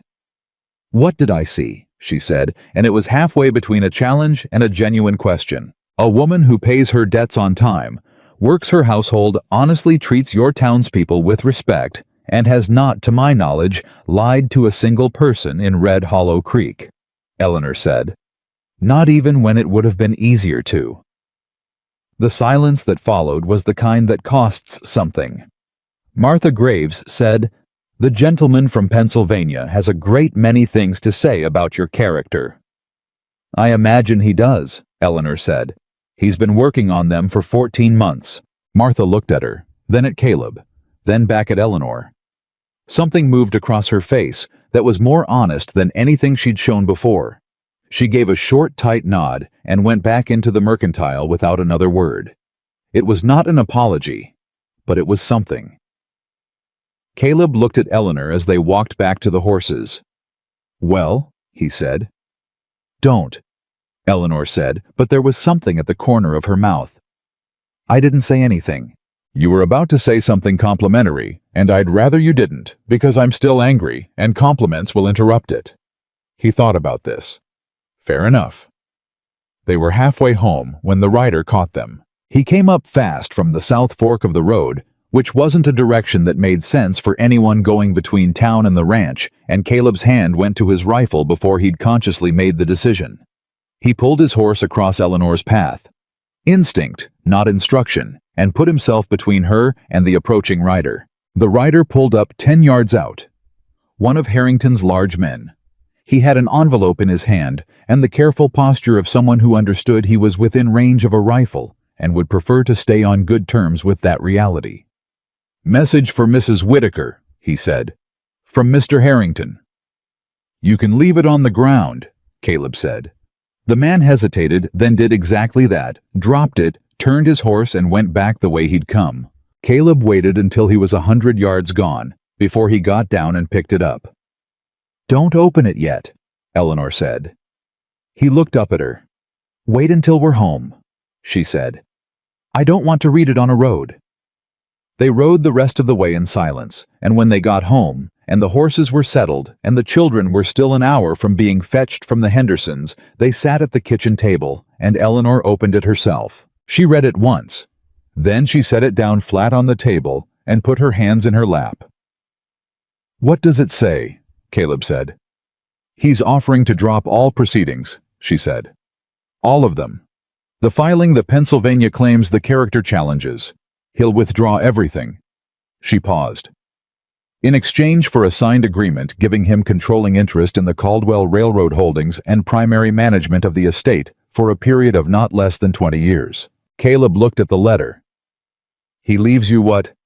"A residential allowance," she said. "Enough to live modestly. No access to the primary accounts. No decision-making authority." She paused again. "He calls it a fair settlement that respects my limitations." The last 2 words sat in the kitchen like something that had been dropped from a height. "Your limitations," Caleb said. "Yes?" He was quiet for a moment, and what he was quiet with was something that had been building for 3 weeks since Bill Graves's uncomfortable delivery, and Forsyth's office, and the telegraph, and Martha Graves's almost apology, and the sight of Harrington standing in the street, looking at this town like something he was in the process of acquiring. It was quiet the way a river is quiet before it finds a canyon. "Eleanor," he said. She looked at him. "I want you to write back," he said. "Tell him no." Something moved across her face. "It would make this easier. He doesn't get to call you limited," Caleb said. "Not in a letter and not in a courtroom and not in this territory. He doesn't get to take what your father built and what your father chose to give you and dress up the theft in language like that. And he sure as hell doesn't get to offer you an allowance on your own inheritance and have anyone in this world call it fair." He looked at her directly. "Write back and tell him no. Tell him Forsyth is your point of contact and you have nothing else to say." She looked at him for a long moment. Her eyes were very clear. "You understand what happens then," she said. "He escalates." "Let him escalate," Caleb said. "He's going to do it anyway. The only question is whether we let him do it after you've signed away 20 years of your life or before." She picked up the letter. She read it one more time quietly, with the expression of someone reading a document they intend to understand completely before they set it aside for the last time. Then she folded it. "All right," she said. She wrote the reply herself. It was 6 sentences and said everything it needed to say and nothing it didn't. And when she sealed it, Caleb sent it back to town with the ranch boy before supper. They collected the children from the Hendersons in the late afternoon. Thomas came out of the Henderson house at a run and attached himself to Eleanor's arm with the fearlessness of a 6-year-old who had decided where his loyalties lay and was not interested in reconsidering. Clara walked out at a more dignified pace, looked at Eleanor's face and said, "You look better than this morning." "I feel better than this morning," Eleanor said. "Good." Clara picked up her book. "The city man came to the Hendersons today."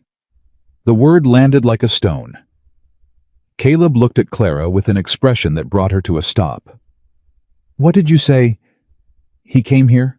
Clara said slower now, reading his face. "While we were here.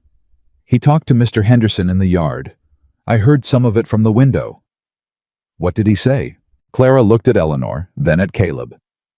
"He asked Mr. Henderson if it was true that he kept our children when you went to Helena." She paused. "He made it sound like there was something wrong with that. Like children being with neighbors for a night meant something bad." Caleb's jaw went tight. "He said he was concerned for the welfare of 2 motherless children," Clara said, with the flat precision of someone repeating something that disgusted them. "He said he wondered if the Territorial Welfare Authority should be made aware." The children. He was threatening the children. Caleb had not until this precise moment understood the full shape of the man he was dealing with. He'd understood Harrington as a thief and a fraud, and a calculated manipulator of social pressure. He had not until this moment understood that Harrington would go as far as 2 grieving children who had just found something that was helping them. He stood very still. Eleanor's hand found his arm. He looked at her. Her face was pale, and her jaw was set, and her eyes were doing something he'd never seen them do before, a cold, clear fury that was nothing like panic. It was the expression of a woman who had just moved past fear into something on the other side of it. "He's not going to touch them," she said. Her voice was very quiet and very certain. "No," Caleb said. "He's not." "Then we have to end this faster than Forsyth's timeline," she said. "Yes?" Caleb said. "I know how," she said. He looked at her. "The railroad records," she said. "In the trunk. There's a ledger, my father's personal business ledger for the years 1881 through 1885. I didn't give it to Forsyth because I thought the will and Sim's letter were enough." She paused. "But the ledger shows personal transactions between my father and Victor Harrington. Payments, loans. An arrangement where my father extended credit to Victor's personal ventures, and Victor defaulted repeatedly without disclosure to the estate." She looked at Caleb. "Victor doesn't just want the estate because he thinks he deserves it. He wants it because he owes money to it. He's been stealing from the Caldwell accounts for years, and if a court sees those records before he gets to explain them, he is not the grieving family member trying to protect the estate from an incompetent woman." She let that land.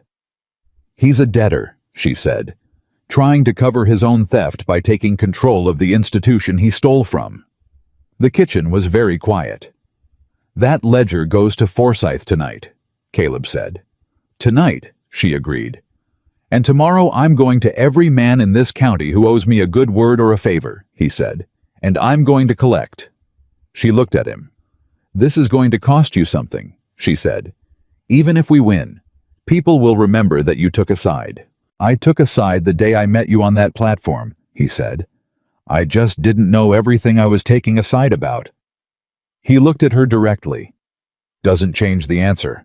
She looked back at him, and what was in her face was not the careful, managed composure he'd come to know the armor she wore so expertly that you forgot it was armor. What was in her face was the thing underneath unguarded real, the face of a woman who had been fighting alone for so long that someone simply standing next to her felt like a miracle she hadn't prepared herself to believe in. She didn't say anything. He didn't either. Thomas, who had been uncharacteristically quiet through all of this, said, "Is the city man going to try to take us away?" Caleb looked at his son. "No," he said. "He's not." "How do you know?" "Because I won't let him," Caleb said. "Simple, certain. The way you said things you intended to be true, beyond argument." Thomas looked at him for a moment with the serious face of a 6-year-old taking the measure of a promise. Then he nodded, apparently satisfied, and turned to Eleanor. "Can we name the kittens tonight?" Eleanor's breath came out unsteadily. "Yes," she said. "Tonight we can name the kittens." "Midnight," Thomas said immediately. "No," Clara said. And the argument resumed, and the ledger was wrapped in oilcloth and set beside the door for the morning ride to Helena, and outside Victor Harrington was sitting in his hotel room counting what he believed were his advantages. And somewhere in Cincinnati, Harold Sims was preparing to make a very long journey at the request of a man he'd never met on behalf of a woman who deserved what was hers. And in a kitchen in Montana, a man who had stopped believing in much of anything sat across from a woman who had been carrying an impossible weight alone, and neither of them said what they were both beginning to understand. They didn't have to. Some things are spoken most clearly in the choosing to stay. Forsyth read the ledger in 40 minutes. Caleb and Eleanor sat across from him in his office above the hardware store and watched him do it. Watched his eyes move down the columns with the focused, unhurried precision of a man who understood numbers, the way a carpenter understood grain reading. Not just what was written, but what the writing revealed about the person who kept it. He turned pages without comment. He went back twice to cross-reference entries. He made 3 small marks in pencil on a separate sheet of paper, which he did not explain. When he finished, he set the ledger on the desk and looked at Eleanor. "How long have you had this?" he said. "Since the day after my father's funeral," Eleanor said. "He kept it separate from the estate records. His private study, locked cabinet, second drawer. I knew about it because he showed me once years ago. He said..." She paused. "He said that someday I might need to know where to look." Forsyth looked at the ledger again. "He knew," he said. "I believe he suspected," Eleanor said. "Toward the end, he and Victor had a falling out 6 months before he died. He never told me the specifics." "The specifics," Forsyth said, "are in here." He turned the ledger to face them and pointed to a series of entries spanning 1882 through 1886. "Personal loans from your father to Victor Harrington. 11 separate transactions. Total sum." He consulted his pencil notes. $43,000. The number sat in the room. "Against the estate?" Caleb asked. "Against your father's personal accounts," Forsyth said to Eleanor, "which upon his death became part of the estate you inherited. Which means Victor Harrington, at the time of your father's death, owed the Caldwell estate $43,000. He paused. "None of which is disclosed in the legal proceedings he has filed. None of which appears in the estate inventory his lawyers submitted to the Pennsylvania courts." Eleanor was very still. "He omitted it, deliberately and completely," Forsyth said. "Which is not a civil matter. That is fraud. Criminal fraud committed in a probate proceeding in front of a court of law." He looked at her. "Mrs. Whitaker, your cousin did not come here merely to take your inheritance. He came here to bury the evidence that he has been stealing from your family for years. The estate claim was never about what he deserved. It was about controlling the one institution that could call his debt and ruin him. The silence that followed was the kind that rearranges things. Eleanor let out a breath slow and controlled, and what left with it was something she'd been holding since before she'd packed that trunk. Not just fear, but the particular grief of a woman who had spent 14 months wondering if she'd been wrong, if the people who called her paranoid and incompetent and unfit had found some angle she couldn't see. The ledger said no. The ledger said she had been exactly right about everything from the beginning. "Can you use it?" Caleb asked. "I can use it the way a hammer uses a nail," Forsyth said. "Combined with Sims's testimony and the original will, this is not a close case. This is a case that ends badly for Victor Harrington in ways that extend well beyond losing the estate claim." He looked at both of them. "I need to file an emergency motion in territorial court to have the original proceedings recognized here. Given Harrington's filing yesterday, I have grounds. The judge is not a friend of Blythe's, and that matters." He tapped the ledger. "I also need to wire a colleague in Philadelphia tonight. If we can get this in front of the Pennsylvania courts simultaneously." "You want to close both doors at once," Eleanor said. "I want to make it so there is no door left for him to walk through," Forsyth said. "He came here expecting to intimidate a frightened woman into surrendering.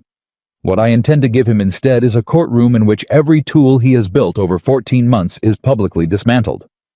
Caleb looked at Forsyth. "How long?"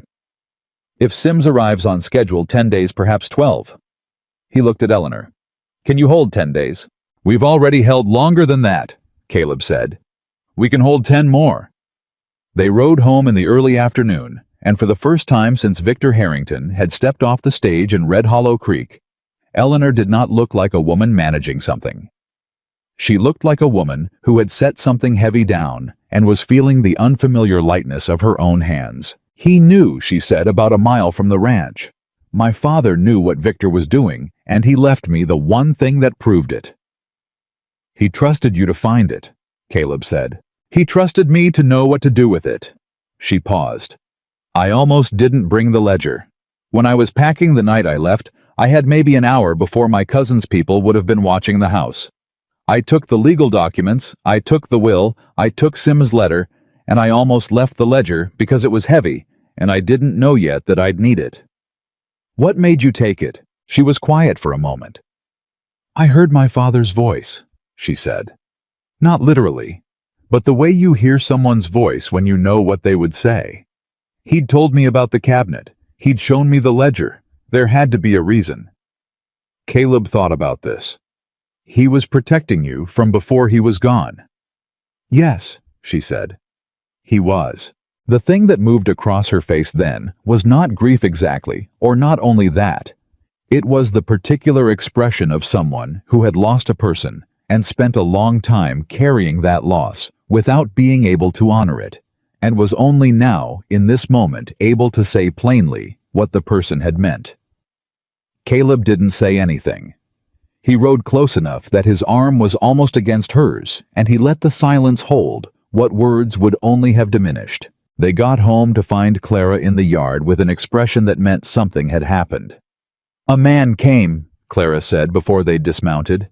"While you were gone. He didn't come to the door. He stayed at the gate." Her voice was precise and careful, the way it got when she was reporting rather than reacting. "He talked to our ranch hand, Jimmy. Jimmy came and got me because he didn't know what to do, and I was the oldest person here." "What did he want?" Caleb asked. "He said he had a message for Mrs. Whitaker. I told him Mrs. Whitaker wasn't home, and messages could be left with the ranch." Clara reached into her apron pocket and produced a folded piece of paper. "He left this." Eleanor took it. She read it, and this time her face did something that went past the careful composure and landed somewhere in a region Caleb had not seen before. Not fear, not anger, but a cold, crystalline clarity that was in some ways more alarming than either. She handed it to Caleb. It was not a formal document. It was a handwritten note, 4 lines unsigned. It said, "Harold Sims is an old man with debts of his own." Old men with debts are easily persuaded to remember things incorrectly. Consider whether his testimony is worth what it may cost him. And you. Caleb read it twice. He knows about Sims, Eleanor said. He can't have found out through Forsyth, Caleb said. Forsyth wouldn't, not Forsyth, Eleanor said. The wire. She looked at him. We sent a wire to Forsyth from the Red Hollow Creek Telegraph Office. Greeley is discreet, but the wire itself passes through. Through the relay station in Billings, Caleb said, where Blythe practices. The thing about a man like Harrington, Caleb thought, was that he didn't need to know everything. He just needed one thread, and he'd pull until the whole thing moved. He intercepted the wire, Eleanor said. Or had someone read it, Caleb said. Either way, he knows Sims is coming, and he's going to try to get to him first. He was already moving toward his horse. Where are you going? Eleanor said. To send another wire, he said. To Forsyth. Sims needs to be on a different route than whatever Harrington expects, and he needs to know someone may be coming for him. He looked at Eleanor. Stay here. Bar the front door until I'm back. Jimmy can watch the perimeter. Caleb. I'll be 2 hours, he said. I promise. She looked at him with those steady brown eyes, and the set of her jaw that he had come to understand meant she was choosing to trust something that trust did not come easily to her. 2 hours, she said. He rode hard. Greeley at the telegraph office looked up when Caleb came in, and then looked at Caleb's face and put down what he was doing. I need to send a wire, Caleb said. And I need to know if anyone else has been in here asking about wires sent from this office in the last 3 days. Greeley's expression did something uncomfortable. Mr. Whitaker. Greeley. The man pressed his lips together. A fellow came in yesterday, didn't give a name, asked if I kept records of transmissions. He paused. I told him transmission content was private and showed him the door, but... He stopped. But what? He may have come in the day before, Greeley said quieter. When I was in the back. My boy was minding the counter. He's 14. I don't know what he may have... He stopped again. I don't know what he may have shown him. Caleb put both hands flat on the counter. The wire I sent to Forsyth and Helena, he said. If someone read it, they know there's a witness coming from Cincinnati named Harold Sims. Greeley looked genuinely stricken. I'm sorry, Caleb. My boy didn't know. It's done, Caleb said. I need to send another one now. He sent 2 wires.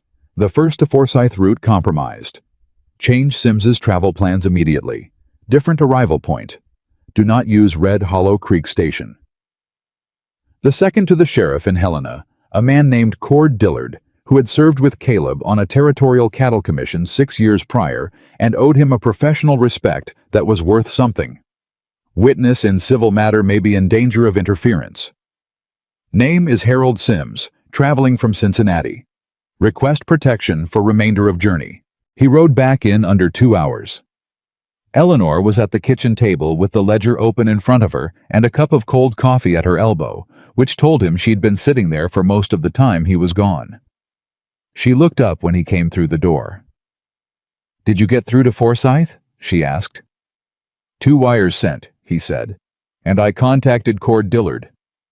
The sheriff. He'll put someone on Sims for the last leg of the journey, Caleb said. Harrington can try to pressure an old man with debts, but he's going to have a harder time doing it with the sheriff's deputy in the room. She let out a breath. How far do you think he'll go? She said. To stop this. Caleb sat down. He considered the question honestly, which was the only way he knew how to consider things.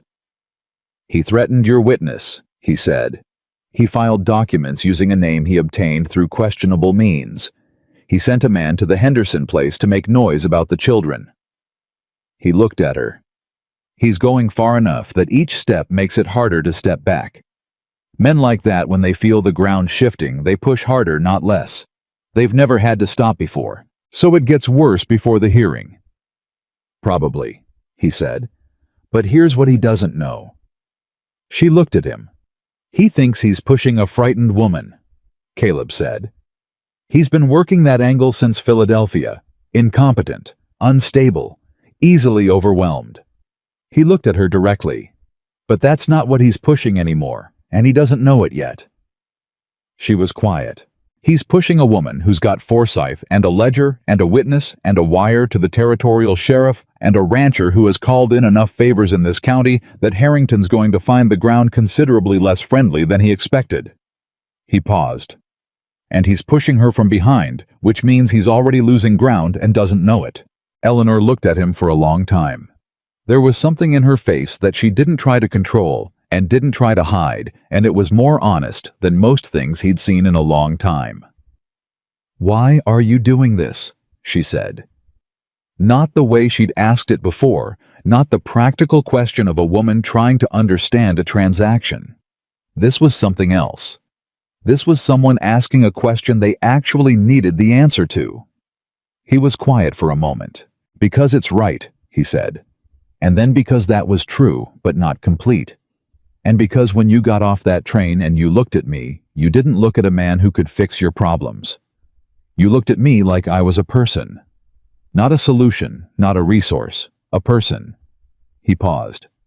"It's been a while since someone looked at me that way." She didn't say anything. "Eleanor," he said. And then he stopped because what came after that was something large, and he was a careful man who didn't say large things before he was sure of them. She waited. "I'd like for you to stay," he said. "Not because of the case. Not because of the children, though they'd be ruined if you left. Because of—" He stopped again. "Because of what this is. Whatever this is that we're building here. I'd like to see what it comes to." The kitchen was very quiet. "I'm not an easy person," she said. Her voice was careful, but it was careful the way you're careful with something you value. "I have opinions about everything. I keep my own counsel. I lock trunks." The corner of her mouth moved. "I'm informed I'm not small." "I noticed," he said. "It doesn't bother you." "Not even slightly." She looked at him with an expression that was not quite a smile, and was more than one. "Then I'd like to stay," she said. "Very much." Outside, the wind moved the way it always did, constant, unapologetic, the permanent voice of this particular piece of land, and inside something that had been uncertain, settled into place, the way a stone settles when it finds the right ground. The next 9 days were a particular kind of war. Harrington was not idle. He spoke to every business in Red Hollow Creek, framing himself as a concerned family member trying to recover property stolen by a troubled woman. He bought drinks for men at the saloon and told his version of the story with the smooth, regretful delivery of someone who had practiced making theft sound like mercy. He appeared at the church on Sunday and spoke to the pastor afterward with the expression of a deeply worried cousin and the language of a man who had rehearsed his piety. Some people believed him. Caleb was honest enough to acknowledge that. Harrington was good at what he did, and doubt was an easy thing to plant in a community that didn't know Eleanor well yet. But Caleb had been in this county for 15 years. He called in every favor, cashed every good word he'd earned from every man who had ever worked beside him, or done business with him, or seen him keep his word in a hard season. He did not ask them to judge Eleanor. He asked them to hold their judgment until the court had spoken, and that was a different request, one that the men who knew him were willing to grant, because Caleb Whitaker had never asked them for anything he didn't need. Jim Henderson was the first to say it out loud at the feed store on a Wednesday morning, with 4 other ranchers in earshot. "I've known Caleb Whitaker 12 years, Henderson said, "and if he says his wife is being wronged, I believe he knows the difference between wrong and right." That was all he said. It was enough. The 4 other ranchers went home and told their wives, and their wives talked to other people, and the particular gravity of a community that had been tipping toward Harrington's version of the story began slowly to tip the other way. Martha Graves came to the ranch on Thursday. Eleanor answered the door because Caleb was out on the south fence, and Eleanor had decided deliberately that she would not hide in her own house. Martha Graves stood on the porch with a covered dish and an expression of profound discomfort. "I made too many biscuits," she said, which was a lie so transparent it was almost charming. "Come in," Eleanor said. Martha came in and sat at the kitchen table and looked around the kitchen with the eyes of a woman who was recalibrating something. "The city man came to speak with me again yesterday," she said. "I know," Eleanor said. She set coffee in front of Martha. "He's been speaking with everyone. He told me you stole documents from your family estate." Martha wrapped her hands around the cup. "He had papers, legal-looking things." "He has a great many legal-looking things," Eleanor said. "Some of them are genuine. Many of them were created after the fact." She sat down across from Martha. "Mrs. Graves, I'm not going to ask you to take my word over his. I'm going to ask you to wait for the court to make the determination." She paused. "But I will tell you this, because I think you deserve the plain truth. My father left me his estate because he trusted me to manage it. His cousin does not want the estate because he deserves it. He wants it because he owes it $43,000 and needs to own the institution before it can collect the debt. That is what this is about. Not my fitness, not my character. Money he stole and is trying to cover." Martha Graves looked at her for a long moment. Something moved in her face, not the dramatic reversal of a stage play, but the slower, more honest shift of a woman who had spent her life judging quickly and was now doing the uncomfortable work of judging again. "If that's true," Martha said. "It is true," Eleanor said, "and in about a week a court is going to say so." Martha looked at her coffee. "I may have said things," she said, "that I should not have said." "Yes," Eleanor said without cruelty. "You may have." Martha's mouth pressed tight. Then she nodded once with the specific dignity of someone accepting a cost. "I'll talk to people," she said. "The ones I talked to before." "I appreciate that," Eleanor said. Martha stood to go, and then stopped. She looked at Eleanor with an expression that had dropped all of its social machinery. "He talked about your size," she said. "The city man. He used it to suggest you weren't that you couldn't." She stopped. "I want you to know, I thought it was a poor kind of argument, even when I was inclined to believe him." Eleanor looked at her steadily. "My size has nothing to do with my mind, my character, or my right to what my father chose to give me." "No," Martha said. "I reckon it doesn't." She picked up her hat. "The biscuits are in the dish. They're better than they look." She left. Eleanor stood in her kitchen alone for a moment, and what she felt was not triumph. It was something quieter and more durable than triumph. It was the feeling of the ground under her feet being solid. Harold Sims arrived on a Friday, 11 days after Forsyth's first wire. He came into Helena on a freight wagon with a sheriff's deputy at his elbow. A small, precise man in his 60s, with white hair, and the careful hands of someone who had spent 40 years managing other people's important things. Caleb and Eleanor met him in Forsyth's office, and when Eleanor walked in, Harold Sims looked at her, and his eyes went wet in the way of old men who have been waiting to do something that mattered, and had feared they might not get the chance. "Miss Eleanor," he said. "Mr. Sims," she said. "Thank you for coming." "Your father asked me to look after you," he said. "I'm sorry it took me this long." She sat down across from him, and Forsyth conducted the formal interview, while Caleb sat to the side, and listened and understood in pieces the full shape of what had been done to Eleanor Caldwell in the year before she'd walked onto a platform in Montana with a battered trunk and a borrowed name. Sims had been present when the original will was drafted and signed. He had been present when the witness signed a man named Arthur Clement, who was alive, located, and willing to testify that he had signed the will in 1885, not in 1887, as the contested version claimed. He had documentation of the interaction between Robert Caldwell and Victor Harrington in the months before Robert's death, specific dated, witnessed documentation of the loan agreements, the defaults. The final confrontation, where Robert Caldwell had told his nephew that the full amount would be due from the estate, and that he had amended his personal records accordingly. Harrington had known the ledger existed. He just didn't know Eleanor had it. "He looked for it," Sims said. "After Robert died, he went through the study. He didn't know about the locked cabinet because Robert never showed it to anyone but Eleanor and me." Eleanor's hands were in her lap. Her face was composed, and her eyes were bright, and she was holding herself with the particular stillness of someone in the presence of something enormous. "Can you testify to all of it?" Forsyth asked.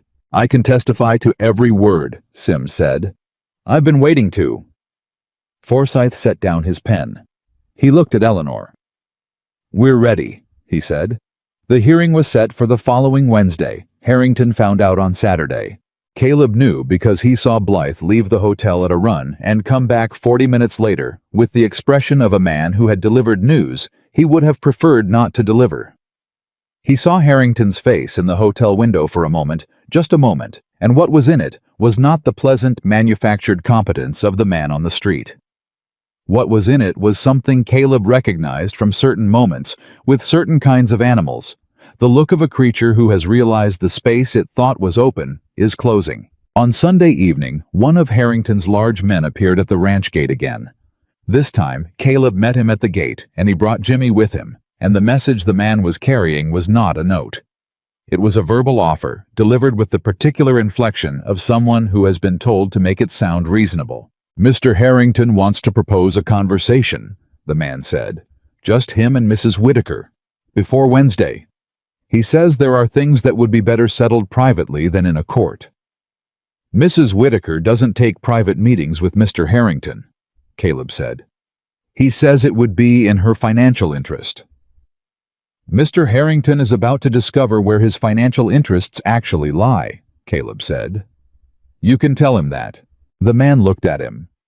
"He also said to tell you specifically, that a man who knows what side of the fight he's on doesn't end up on the wrong side of history." Caleb looked at the man for a moment. "You can tell him," he said, "that a man who's been on the right side of things his whole life doesn't worry about which side history puts him on." The man left. Jimmy watched him go and then said, "You think he'll try something before Wednesday?" "Yes," Caleb said. "I think he might." He went inside and told Eleanor, and she listened and nodded and said, "What do you want to do?"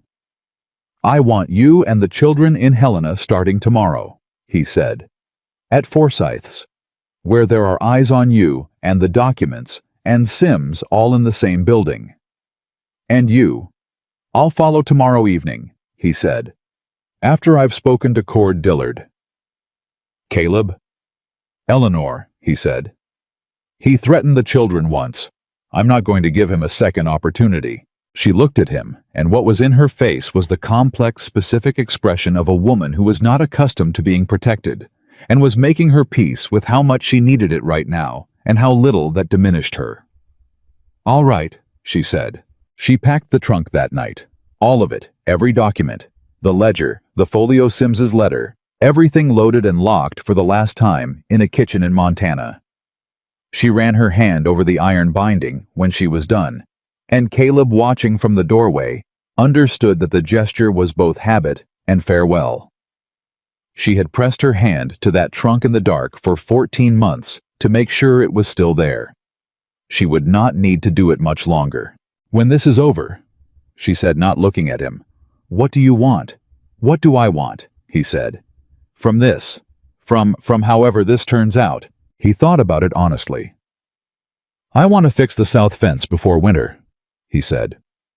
"I want Thomas to stop naming kittens after celestial bodies because Clara is going to outlast him on that argument, and he should know it. I want Clara to have more books than she can read in a year." He paused. "I want to eat biscuits that you made because they're better than mine now, and I think we should both acknowledge that." She turned and looked at him. "And I want you here," he said. "Past all of this. Past the court and the lawyers and Harrington's manufactured grievances. When it's just the ranch and the work and the ordinary days. I want you in those." She looked at him for a long moment with her hand still resting on the trunk. "I want that too," she said. He nodded, she nodded. And that was that. Not a dramatic declaration, not the kind of thing people wrote poems about, but the quiet, deliberate choosing of two people who had both lost enough to understand what choosing meant. In the morning, she and the children and the trunk went to Helena. And Caleb went to find Cord Dillard because there was one more thing that needed doing before Wednesday, and it was the kind of thing that required a badge and a man willing to use it. He found Dillard at his office and told him everything in 20 minutes, and Dillard listened the way good lawmen listen, without interrupting, without editorializing, collecting the information and sorting it as it came. When Caleb finished, Dillard leaned back in his chair. Harrington threatened the witness directly. "In writing," Caleb said. "I have the note." Dillard's expression did something that was not quite a smile, but was in that direction. "A man who threatens witnesses in writing," he said, "is a man who believes he's untouchable." "He's about to find out otherwise," Caleb said. "Yes," Dillard said, and reached for his hat. "He is." They rode to Red Hollow Creek together, and when Harrington came out of the hotel on Tuesday morning and found the territorial sheriff standing in the street with Caleb Whitaker at his elbow and a deputy on either side, what moved across his face was the particular expression of a man who has just understood that the game he thought he was winning had been played on different terms than he knew. "Mr. Harrington," Dillard said, "I'd like a word." And in Helena, in Forsyth's office above the hardware store, Eleanor Caldwell Whitaker sat at a table across from Harold Sims and reviewed every document one final time, and the trunk sat closed and locked at her feet, and for the first time in 14 months she did not check the lock. She already knew what was inside, and tomorrow so would everyone else. The territorial courthouse in Helena was a plain 2-story building that smelled like pine wood and old paper. And on the morning of Wednesday, the 14th of September, 1887, every seat inside it was filled. Caleb noticed that first the people. Not just Forsyth's people, not just the legal parties, but ranchers and townspeople from Red Hollow Creek who had ridden through the night to be present for something they had decided mattered. Jim Henderson was there, 3rd row, with his hat on his knee. Bill Graves was there, which surprised Caleb, until he thought about it, and then it didn't. Martha Graves was beside him, her back straight, and her expression set in the particular way of a woman who has decided what side of something she is on and intends to be visible about it. Caleb walked in with Eleanor and felt the room register them. Felt it the way you feel, weather as a change in pressure rather than something you could point to directly. Eleanor felt it too. He knew because her chin came up slightly the same way it had on the platform at Red Hollow Creek, the first day, the same small act of choosing to be present rather than managed. She was wearing the best dress she owned, which was not extravagant and was not trying to be, and she carried the leather folio under one arm and walked without hurry. She looked like a woman who had made peace with the worst possible outcomes and was therefore afraid of nothing the next few hours could produce. Harrington was already seated at the opposing table with Blythe beside him and 2 other lawyers Caleb didn't recognize who had apparently arrived from Billings the previous evening. 4 lawyers. Caleb looked at them, and then at Forsyth, who was arranging his papers with the unhurried efficiency of a man who did not feel outnumbered because he understood that volume of lawyers was not the same as strength of case. Sims was in an anteroom waiting to be called. Dillard had 2 deputies positioned at the rear of the courtroom, which was partly procedural and partly the kind of visible statement that made certain kinds of men reconsider certain kinds of impulses. The judge was a man named Harding. Broad, deliberate, with the expression of someone who had seen enough manufactured drama in his courtroom to be immune to it and impatient with it. He came in without ceremony, and the room stood and sat, and he looked at both tables for a moment before he spoke. "I've read both filings," he said. "I'm going to tell you now that I do not intend for this proceeding to become a performance. You will present your evidence. Your witnesses will testify, and I will rule on the merits. Is that understood by all parties?" Blythe said. "Yes, Your Honor," in the smooth, practiced way of a man who had agreed to things in courtrooms many times without meaning a word of it. Forsyth said, "Yes, Your Honor," and meant it. Harrington said nothing, which told Caleb something. Blythe opened. He was good at it. Polished, sympathetic, constructing the story of a grieving family trying to protect an estate from a woman whose instability and unsuitability had been a matter of documented concern for years. He used language that was careful and sad, and full of words like unfortunately and regrettably, and with great reluctance, all of which were designed to make the theft sound like mercy. He submitted the contested will. He submitted 3 character affidavits from Philadelphia society figures that described Eleanor as emotional, erratic, and easily overwhelmed. He submitted a medical opinion from a doctor in Pennsylvania, a man Caleb would learn later had never examined. Eleanor had simply been paid for a letter suggesting she was constitutionally unfit for significant financial responsibility. Clara's voice came back to Caleb as he sat there listening. He says things that aren't true. That doesn't make them true. He looked at Eleanor through all of it. She sat at Forsyth's table and listened to each piece of evidence without visible reaction, writing occasional small notes on a piece of paper in front of her with the focused attention of someone taking inventory. She did not look at Harrington. She did not look at the judge with the pleading expression of a woman hoping to be believed. She looked at the evidence itself, and what was in her face was the particular calm of someone who knows what the evidence will meet when the other side has its turn. When Blythe finished, Harding looked at Forsyth. Forsyth stood. He started with the original will. He walked Judge Harding through it methodically, the date of filing the witness signature, the specific language that differed in 3 places from the contested version. He submitted the original filing documentation from the Pennsylvania court, which showed a registration date that made it impossible for the contested will to have been drafted first. He did this quietly and without drama, the way you lay a foundation, not because it was exciting, but because everything else needed it to be solid. Then he called Harold Sims. Sims walked to the stand with the careful gait of a man who had traveled a long way to do something important and was going to do it correctly regardless of how his knees felt about the journey. He settled into the chair. He looked at Forsyth and then briefly at Eleanor. And something passed between them, the look of 2 people who had served the same person and were here together in that person's name. Forsyth asked his questions precisely. Sims answered them the same way. He had been present for the drafting of the original will. He had been present when Robert Caldwell signed it and when Arthur Clement witnessed it. He had a copy of the filing confirmation in Robert Caldwell's own hand, dated which he produced and submitted. He described the conversation he had witnessed between Robert Caldwell and Victor Harrington, the confrontation, the accounting of the loans, Robert Caldwell's explicit statement that the debt would be considered in the estate proceedings. Did Mr. Caldwell tell his nephew the contents of his will? Forsyth asked. He told him the estate would go to his daughter, Sims said, and that the outstanding loans would be treated as debts against Victor Harrington's share of any ancillary bequest. How did Mr. Harrington respond? Sims looked at his hands briefly. He told his uncle that a woman of Eleanor's, he used the word constitution, was not fit to manage an estate of that complexity. He said it would be ruined inside of 5 years. He paused.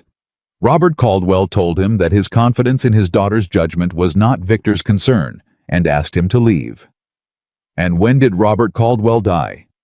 6 months later, Sims said. The courtroom had been quiet before.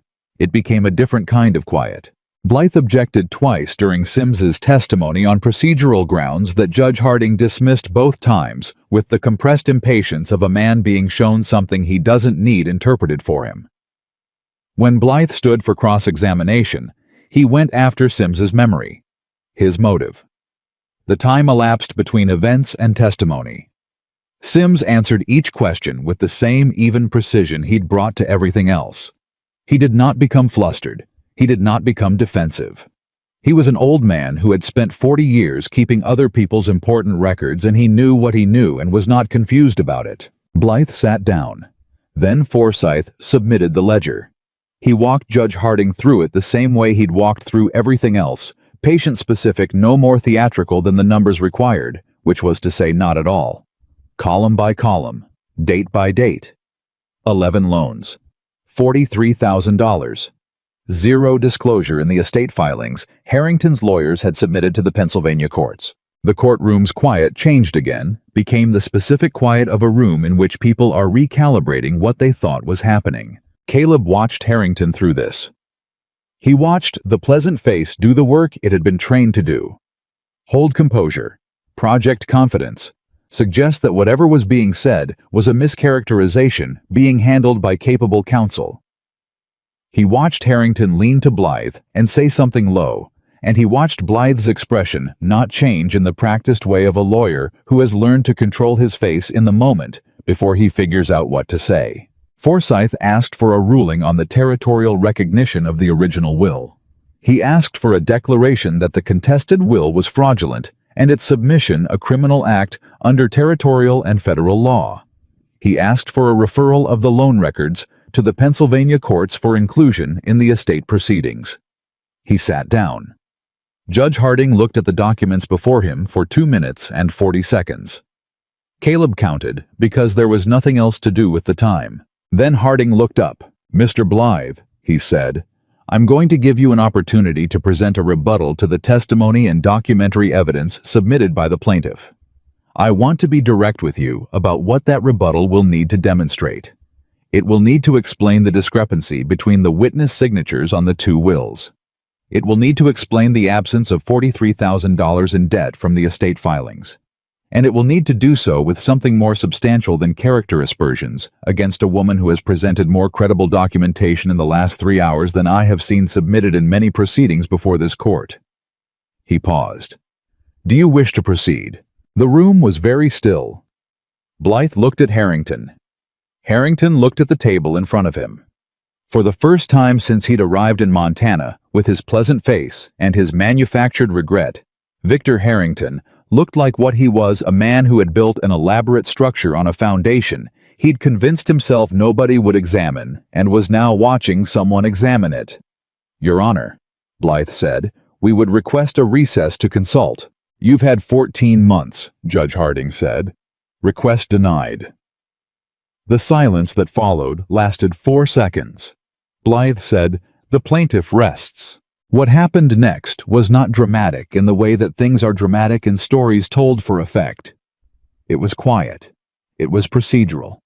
Judge Harding spoke for 7 minutes precisely and without flourish, and what he said at the end of those 7 minutes was that the original will of Robert Thomas Caldwell, as submitted by the plaintiff's counsel, was recognized as the valid and binding document of record in this and all connected jurisdictions, that the contested will submitted by the Caldwell estate representatives was referred to the Pennsylvania Attorney General's Office for criminal investigation, that the loan records contained in the personal ledger of Robert Caldwell were similarly referred, and that Eleanor Caldwell Whitaker was recognized as the sole heir and primary beneficiary of the Caldwell estate, with full authority over its holdings, effective immediately. He said her name plainly. Eleanor Caldwell Whitaker. And what Eleanor did when she heard it was nothing visible. She did not cry, did not gasp, did not make any of the sounds that the situation might have been expected to produce.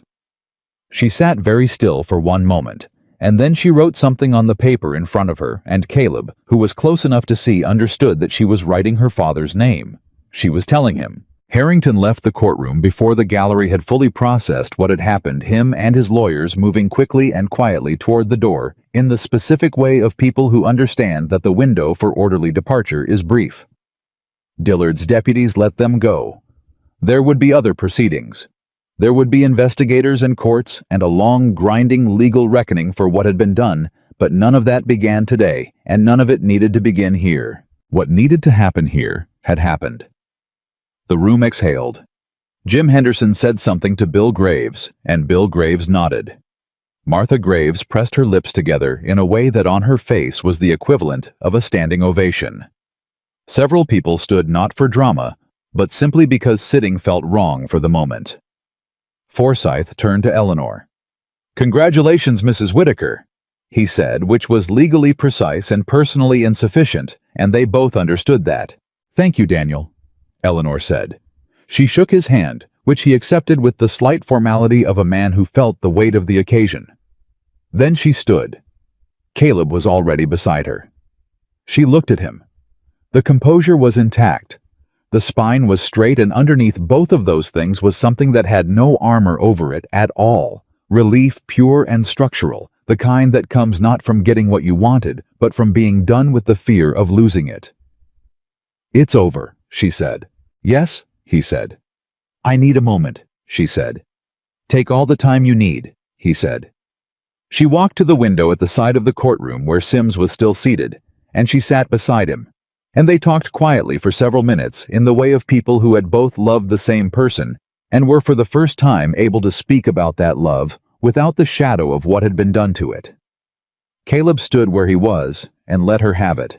Thomas found him approximately 30 seconds later, having been in the anteroom with Clara and the Henderson children for the duration of the hearing, and attached himself to Caleb's arm with the 6-year-old's absolute disregard for appropriate timing. "Is it done?" he said. "It's done," Caleb said. "Did we win?" "Eleanor won," Caleb said. Thomas considered the distinction for about half a second. "Same thing," he said, and went to find Eleanor. Clara appeared beside Caleb a moment later and stood looking at the room with those dark measuring eyes. She didn't say anything for a while. "She's going to be rich now," Clara said finally. "She was always rich," Caleb said. "Now it's official. Does that change things?" He looked at his daughter. "What things?" "Everything," Clara said. "This, the ranch. Whether she—" She stopped, and what he saw in her face was not the 9-year-old's analytical remove she usually maintained. It was something younger and less protected. "Whether she stays." He put his hand on her shoulder. "She's staying," he said. "How do you know?" "Because she told me," he said. "And because she's not the kind of person who says things she doesn't mean." He paused. "You know that." Clara looked at Eleanor across the room. Eleanor with Thomas attached to one arm, and Harold Sims saying something that made her laugh, a real one, the kind Caleb had now heard enough times to recognize it across a room. Clara watched for a moment. Then she nodded. "All right," she said. It was the same thing she'd said on the road home from church with the same weight. For Clara, all right was not a small statement. They stayed in Helena one more night. Forsyth had papers to file, and Eleanor had conversations to have with a banker in Helena about the mechanisms for accessing the estate accounts, which were technical and lengthy, and involved a great deal of documentation that Forsyth had apparently anticipated because he had already prepared most of it. Eleanor sat across a desk from the banker for 2 hours, and Caleb stayed outside in the hall. And when she came out, she looked like someone who has just picked up something very heavy and found it lighter than expected, not light, but lighter than the fear of it had been. "Well," she said. "Well," he said. "I'm a wealthy woman," she said, and the way she said it was almost experimental, like trying a phrase in a language she was still learning. "You were a wealthy woman yesterday," he said, "and the day before." "Yesterday it wasn't." She stopped. "It feels different." "I imagine it does," he said. She looked at him with the particular attention she gave to things that mattered. "I want to make something clear to you," she said. "Before we go home. Before anything else." "All right. Whatever I do with the estate, the improvements, the accounts, the decisions, I want to make them as your wife," she said. "Not as a wealthy woman who happens to be living on your ranch. As your wife. Equally." She paused. "I'm not interested in a situation where money makes this uneven. It's already taken enough from me. I won't let it take this." He looked at her for a moment. "Eleanor," he said, "you could buy this territory 4 times over, and I'd still be the one who knows how to fix the south fence." The corner of her mouth moved. "That is the most Montana thing anyone has ever said to me. I'm a Montana man."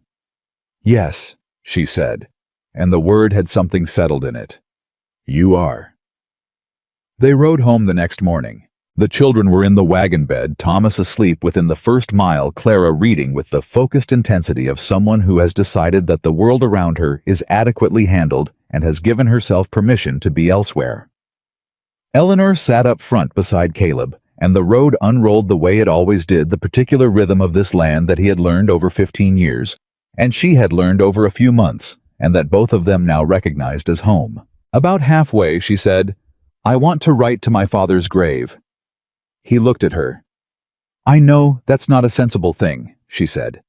I know he can't receive it, but I want to. I want to say what happened. I want to tell him it worked, that what he left me was enough." She looked at the road ahead.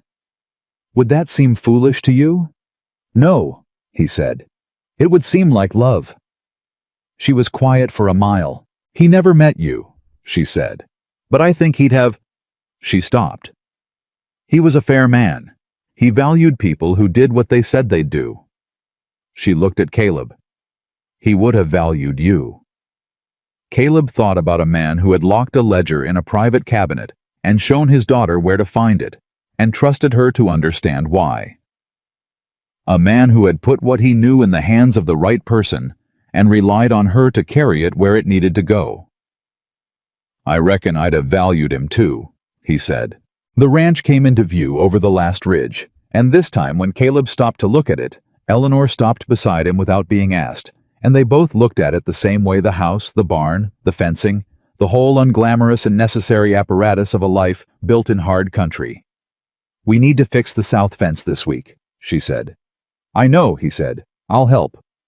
"I know," he said. They rode down. The weeks that followed were not dramatic.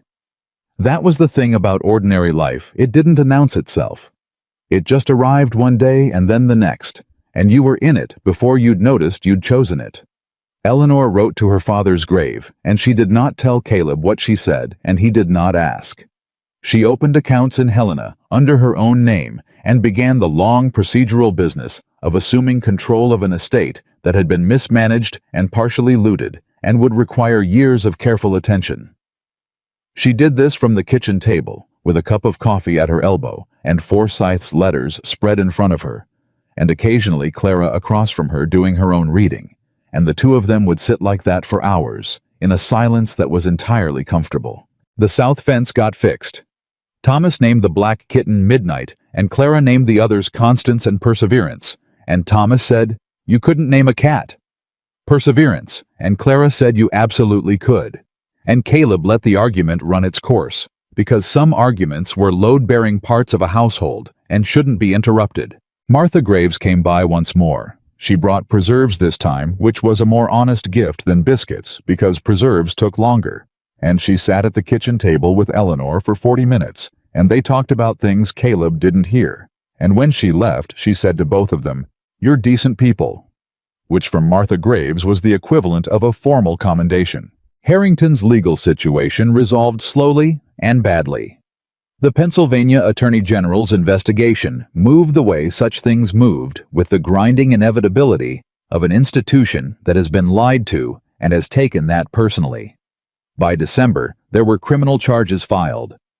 By the following spring, Victor Harrington's name had become the kind of name that appeared in newspapers with words like fraud and misconduct and disbarment proceedings in the same sentences. He was not in Montana anymore. He was not a factor in any of the things that happened next. Harold Sims came back in November. He came not for any legal reason, but because Eleanor had written to him and asked him to, and he arrived on a Tuesday with a single traveling bag and the look of a man who had been invited somewhere he very much wanted to go. He had dinner with the family, and Thomas talked at him continuously for 45 minutes about the kittens, and Sims received all of it with the patient delight of a man who had been around orderly things for most of his life and found the disorder of children genuinely refreshing. After the children were in bed, the three of them sat at the kitchen table. Sims reached into his bag and produced a photograph. He set it on the table and pushed it toward Eleanor. It was a man of about 60, standing in front of a large stone building, looking at the camera with the particular expression of someone who is humoring the process of being photographed without finding it interesting. He was heavyset Eleanor's coloring, with a face that had the same quality. Her face had not immediately striking, but the kind that got better the longer you looked at it. Eleanor's hand went to the photograph and stopped a half-inch above it. "He sent it to me the last time I saw him," Sims said. He said someday I might need to give it to someone." He paused. "I think he meant you." Eleanor picked up the photograph. She looked at it for a long time, and Caleb watched her do it, and what moved through her face was not grief in the acute form, but something older and more bearable. The settled kind of loss that has been carried long enough to know its own weight, and has stopped being surprised by it. "He looks tired," she said. "He was tired," Sims said. "The last year was hard on him, but he was at the end. He was at peace about you. He told me so." He paused. "He said he wasn't worried. He said you always found the right direction." She looked at the photograph a moment longer. Then she set it down carefully and looked at Sims. "Thank you," she said, "for coming, for testifying, for—" She stopped. "For not disappearing when they pressured you." "I thought about it," Sims said with the honesty of a man who no longer needed to protect anyone's estimation of him. "I'm not going to pretend I didn't. I'm an old man with modest means, and powerful people were making unpleasant suggestions." He looked at his hands. "But Robert Caldwell trusted me with something that mattered to him. You can't walk away from that. Not if you've been any kind of person at all." The table was quiet. Caleb said, "You're welcome here. Whenever you want to come, for as long as you want to stay." Sims looked at him, then at Eleanor. Then he nodded once with the brevity of someone who is accustomed to meaning more than he says. "Thank you," he said. "I might take you up on that." He stayed through Christmas. Christmas on the ranch was a thing Caleb had managed adequately for 4 years, practically without much decoration, with gifts that were useful and a dinner that was good, because he'd learned to cook out of necessity. This year was different. This year there was Eleanor, who had opinions about decoration that Clara shared entirely, and Thomas found baffling, and a tree that Thomas had opinions about, and Clara had corrections to, and a dinner that filled the kitchen with smells that did something to the house that Caleb didn't have a word for, that was adequate. He stood in the doorway of the kitchen on Christmas morning, watching Thomas try to teach the cat Midnight to sit, and Clara reading by the window, and Eleanor at the stove with a dish towel over her shoulder, and Harold Sims at the table with his coffee, and the newspaper he'd brought from Helena, and the noise and the warmth, and the particular chaos of a house that contained living people, who were all fully themselves inside it. He stood there for a long moment. Eleanor looked up and found him in the doorway, and held his gaze for one moment, and what passed between them in that moment required no language, because they had both by now gotten past the point where language was the best available tool for the most important things. She turned back to the stove. He came in and sat down at the table. Thomas said, "The cat won't sit on command." "Cats don't sit on command," Caleb said. "Constance does," Clara said without looking up. "Constance is a horse." "The principle is the same." "The principle is absolutely not." "Breakfast in 10 minutes, Eleanor said. "Both of you." Both of them subsided. Sims caught Caleb's eye over his coffee cup and said nothing, which was its own kind of statement. The snow came in January the way it always did, seriously, with intent, the kind of winter that reminded everyone in Montana that the land set its own terms, and the only sensible response was adequate preparation. Caleb prepared and Eleanor prepared beside him, and the ranch went into the cold months with everything it needed and some things it hadn't had before. Better stores, a repaired roof section that had needed it for 2 years, new equipment in the barn that was Eleanor's practical contribution, rather than any kind of gesture, because she had no patience for gestures, and the barn genuinely needed what she'd bought for it. They worked. They argued occasionally about things that were worth arguing about, and let go of the things that weren't, which was a skill that both of them had developed separately and independently, and found when combined was more effective than either had managed alone. Caleb had learned to ask what she thought before he decided on the hard questions, not because he lacked confidence in his own judgment, but because hers was good, and ignoring it would have been wasteful. Eleanor had learned to tell him when she was afraid, without making the fear a performance, which had required on her part a kind of trust she had not extended to many people and had never regretted extending to him. Spring came, the ground thawed, and the work expanded, and the cattle did what cattle do, which was mostly multiply your problems, while also being the basis of everything you had, and Caleb managed it the way he always had, with early mornings and late nights, and the stubborn, undecorated persistence of a man who understood that good things required maintenance. Eleanor rode out with him sometimes in the mornings. She had gotten better on horseback than she gave herself credit for, which was a consistent pattern with her. She improved at things before she admitted she'd improved, as if she was waiting to be sure the improvement would hold before she counted it. One morning in April, out on the east section, with the grass coming back, and the air doing that particular thing it did in the first real warm days of a Montana spring, she pulled her horse up beside his and looked at the land the way she sometimes looked at things she was trying to hold in memory. "What are you thinking?" he asked. "I'm thinking my father was right," she said. "About what specifically?" "About almost everything," she said. "But right now, about me." She looked at him. "He believed I could manage things. He believed I could find the right direction." She paused. "I think he was right. I think I did." "You did," Caleb said. "I had help," she said. "So did I," he said. She looked at him for a moment with the particular expression she had, the one that was not quite a smile, and was more than one, and then she looked back at the land, and they sat their horses in the April morning, while the grass moved, the way grass moves when the ground underneath it has decided to come back to life. That evening, Clara asked Eleanor to help her write a letter. It was a letter to a girls' academy in Helena that had been recommended by a woman in town inquiring about enrollment for the following year.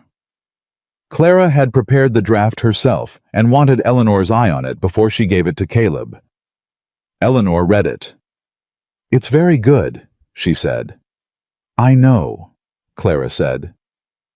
"But is it right?" "One sentence," Eleanor said, and she made one small correction, the kind of correction that changed nothing of substance and everything of tone. Clara read it, considered, and nodded. "Can you show me how to do that?" Clara said. "Every time," Eleanor said. Clara looked at her with those eyes.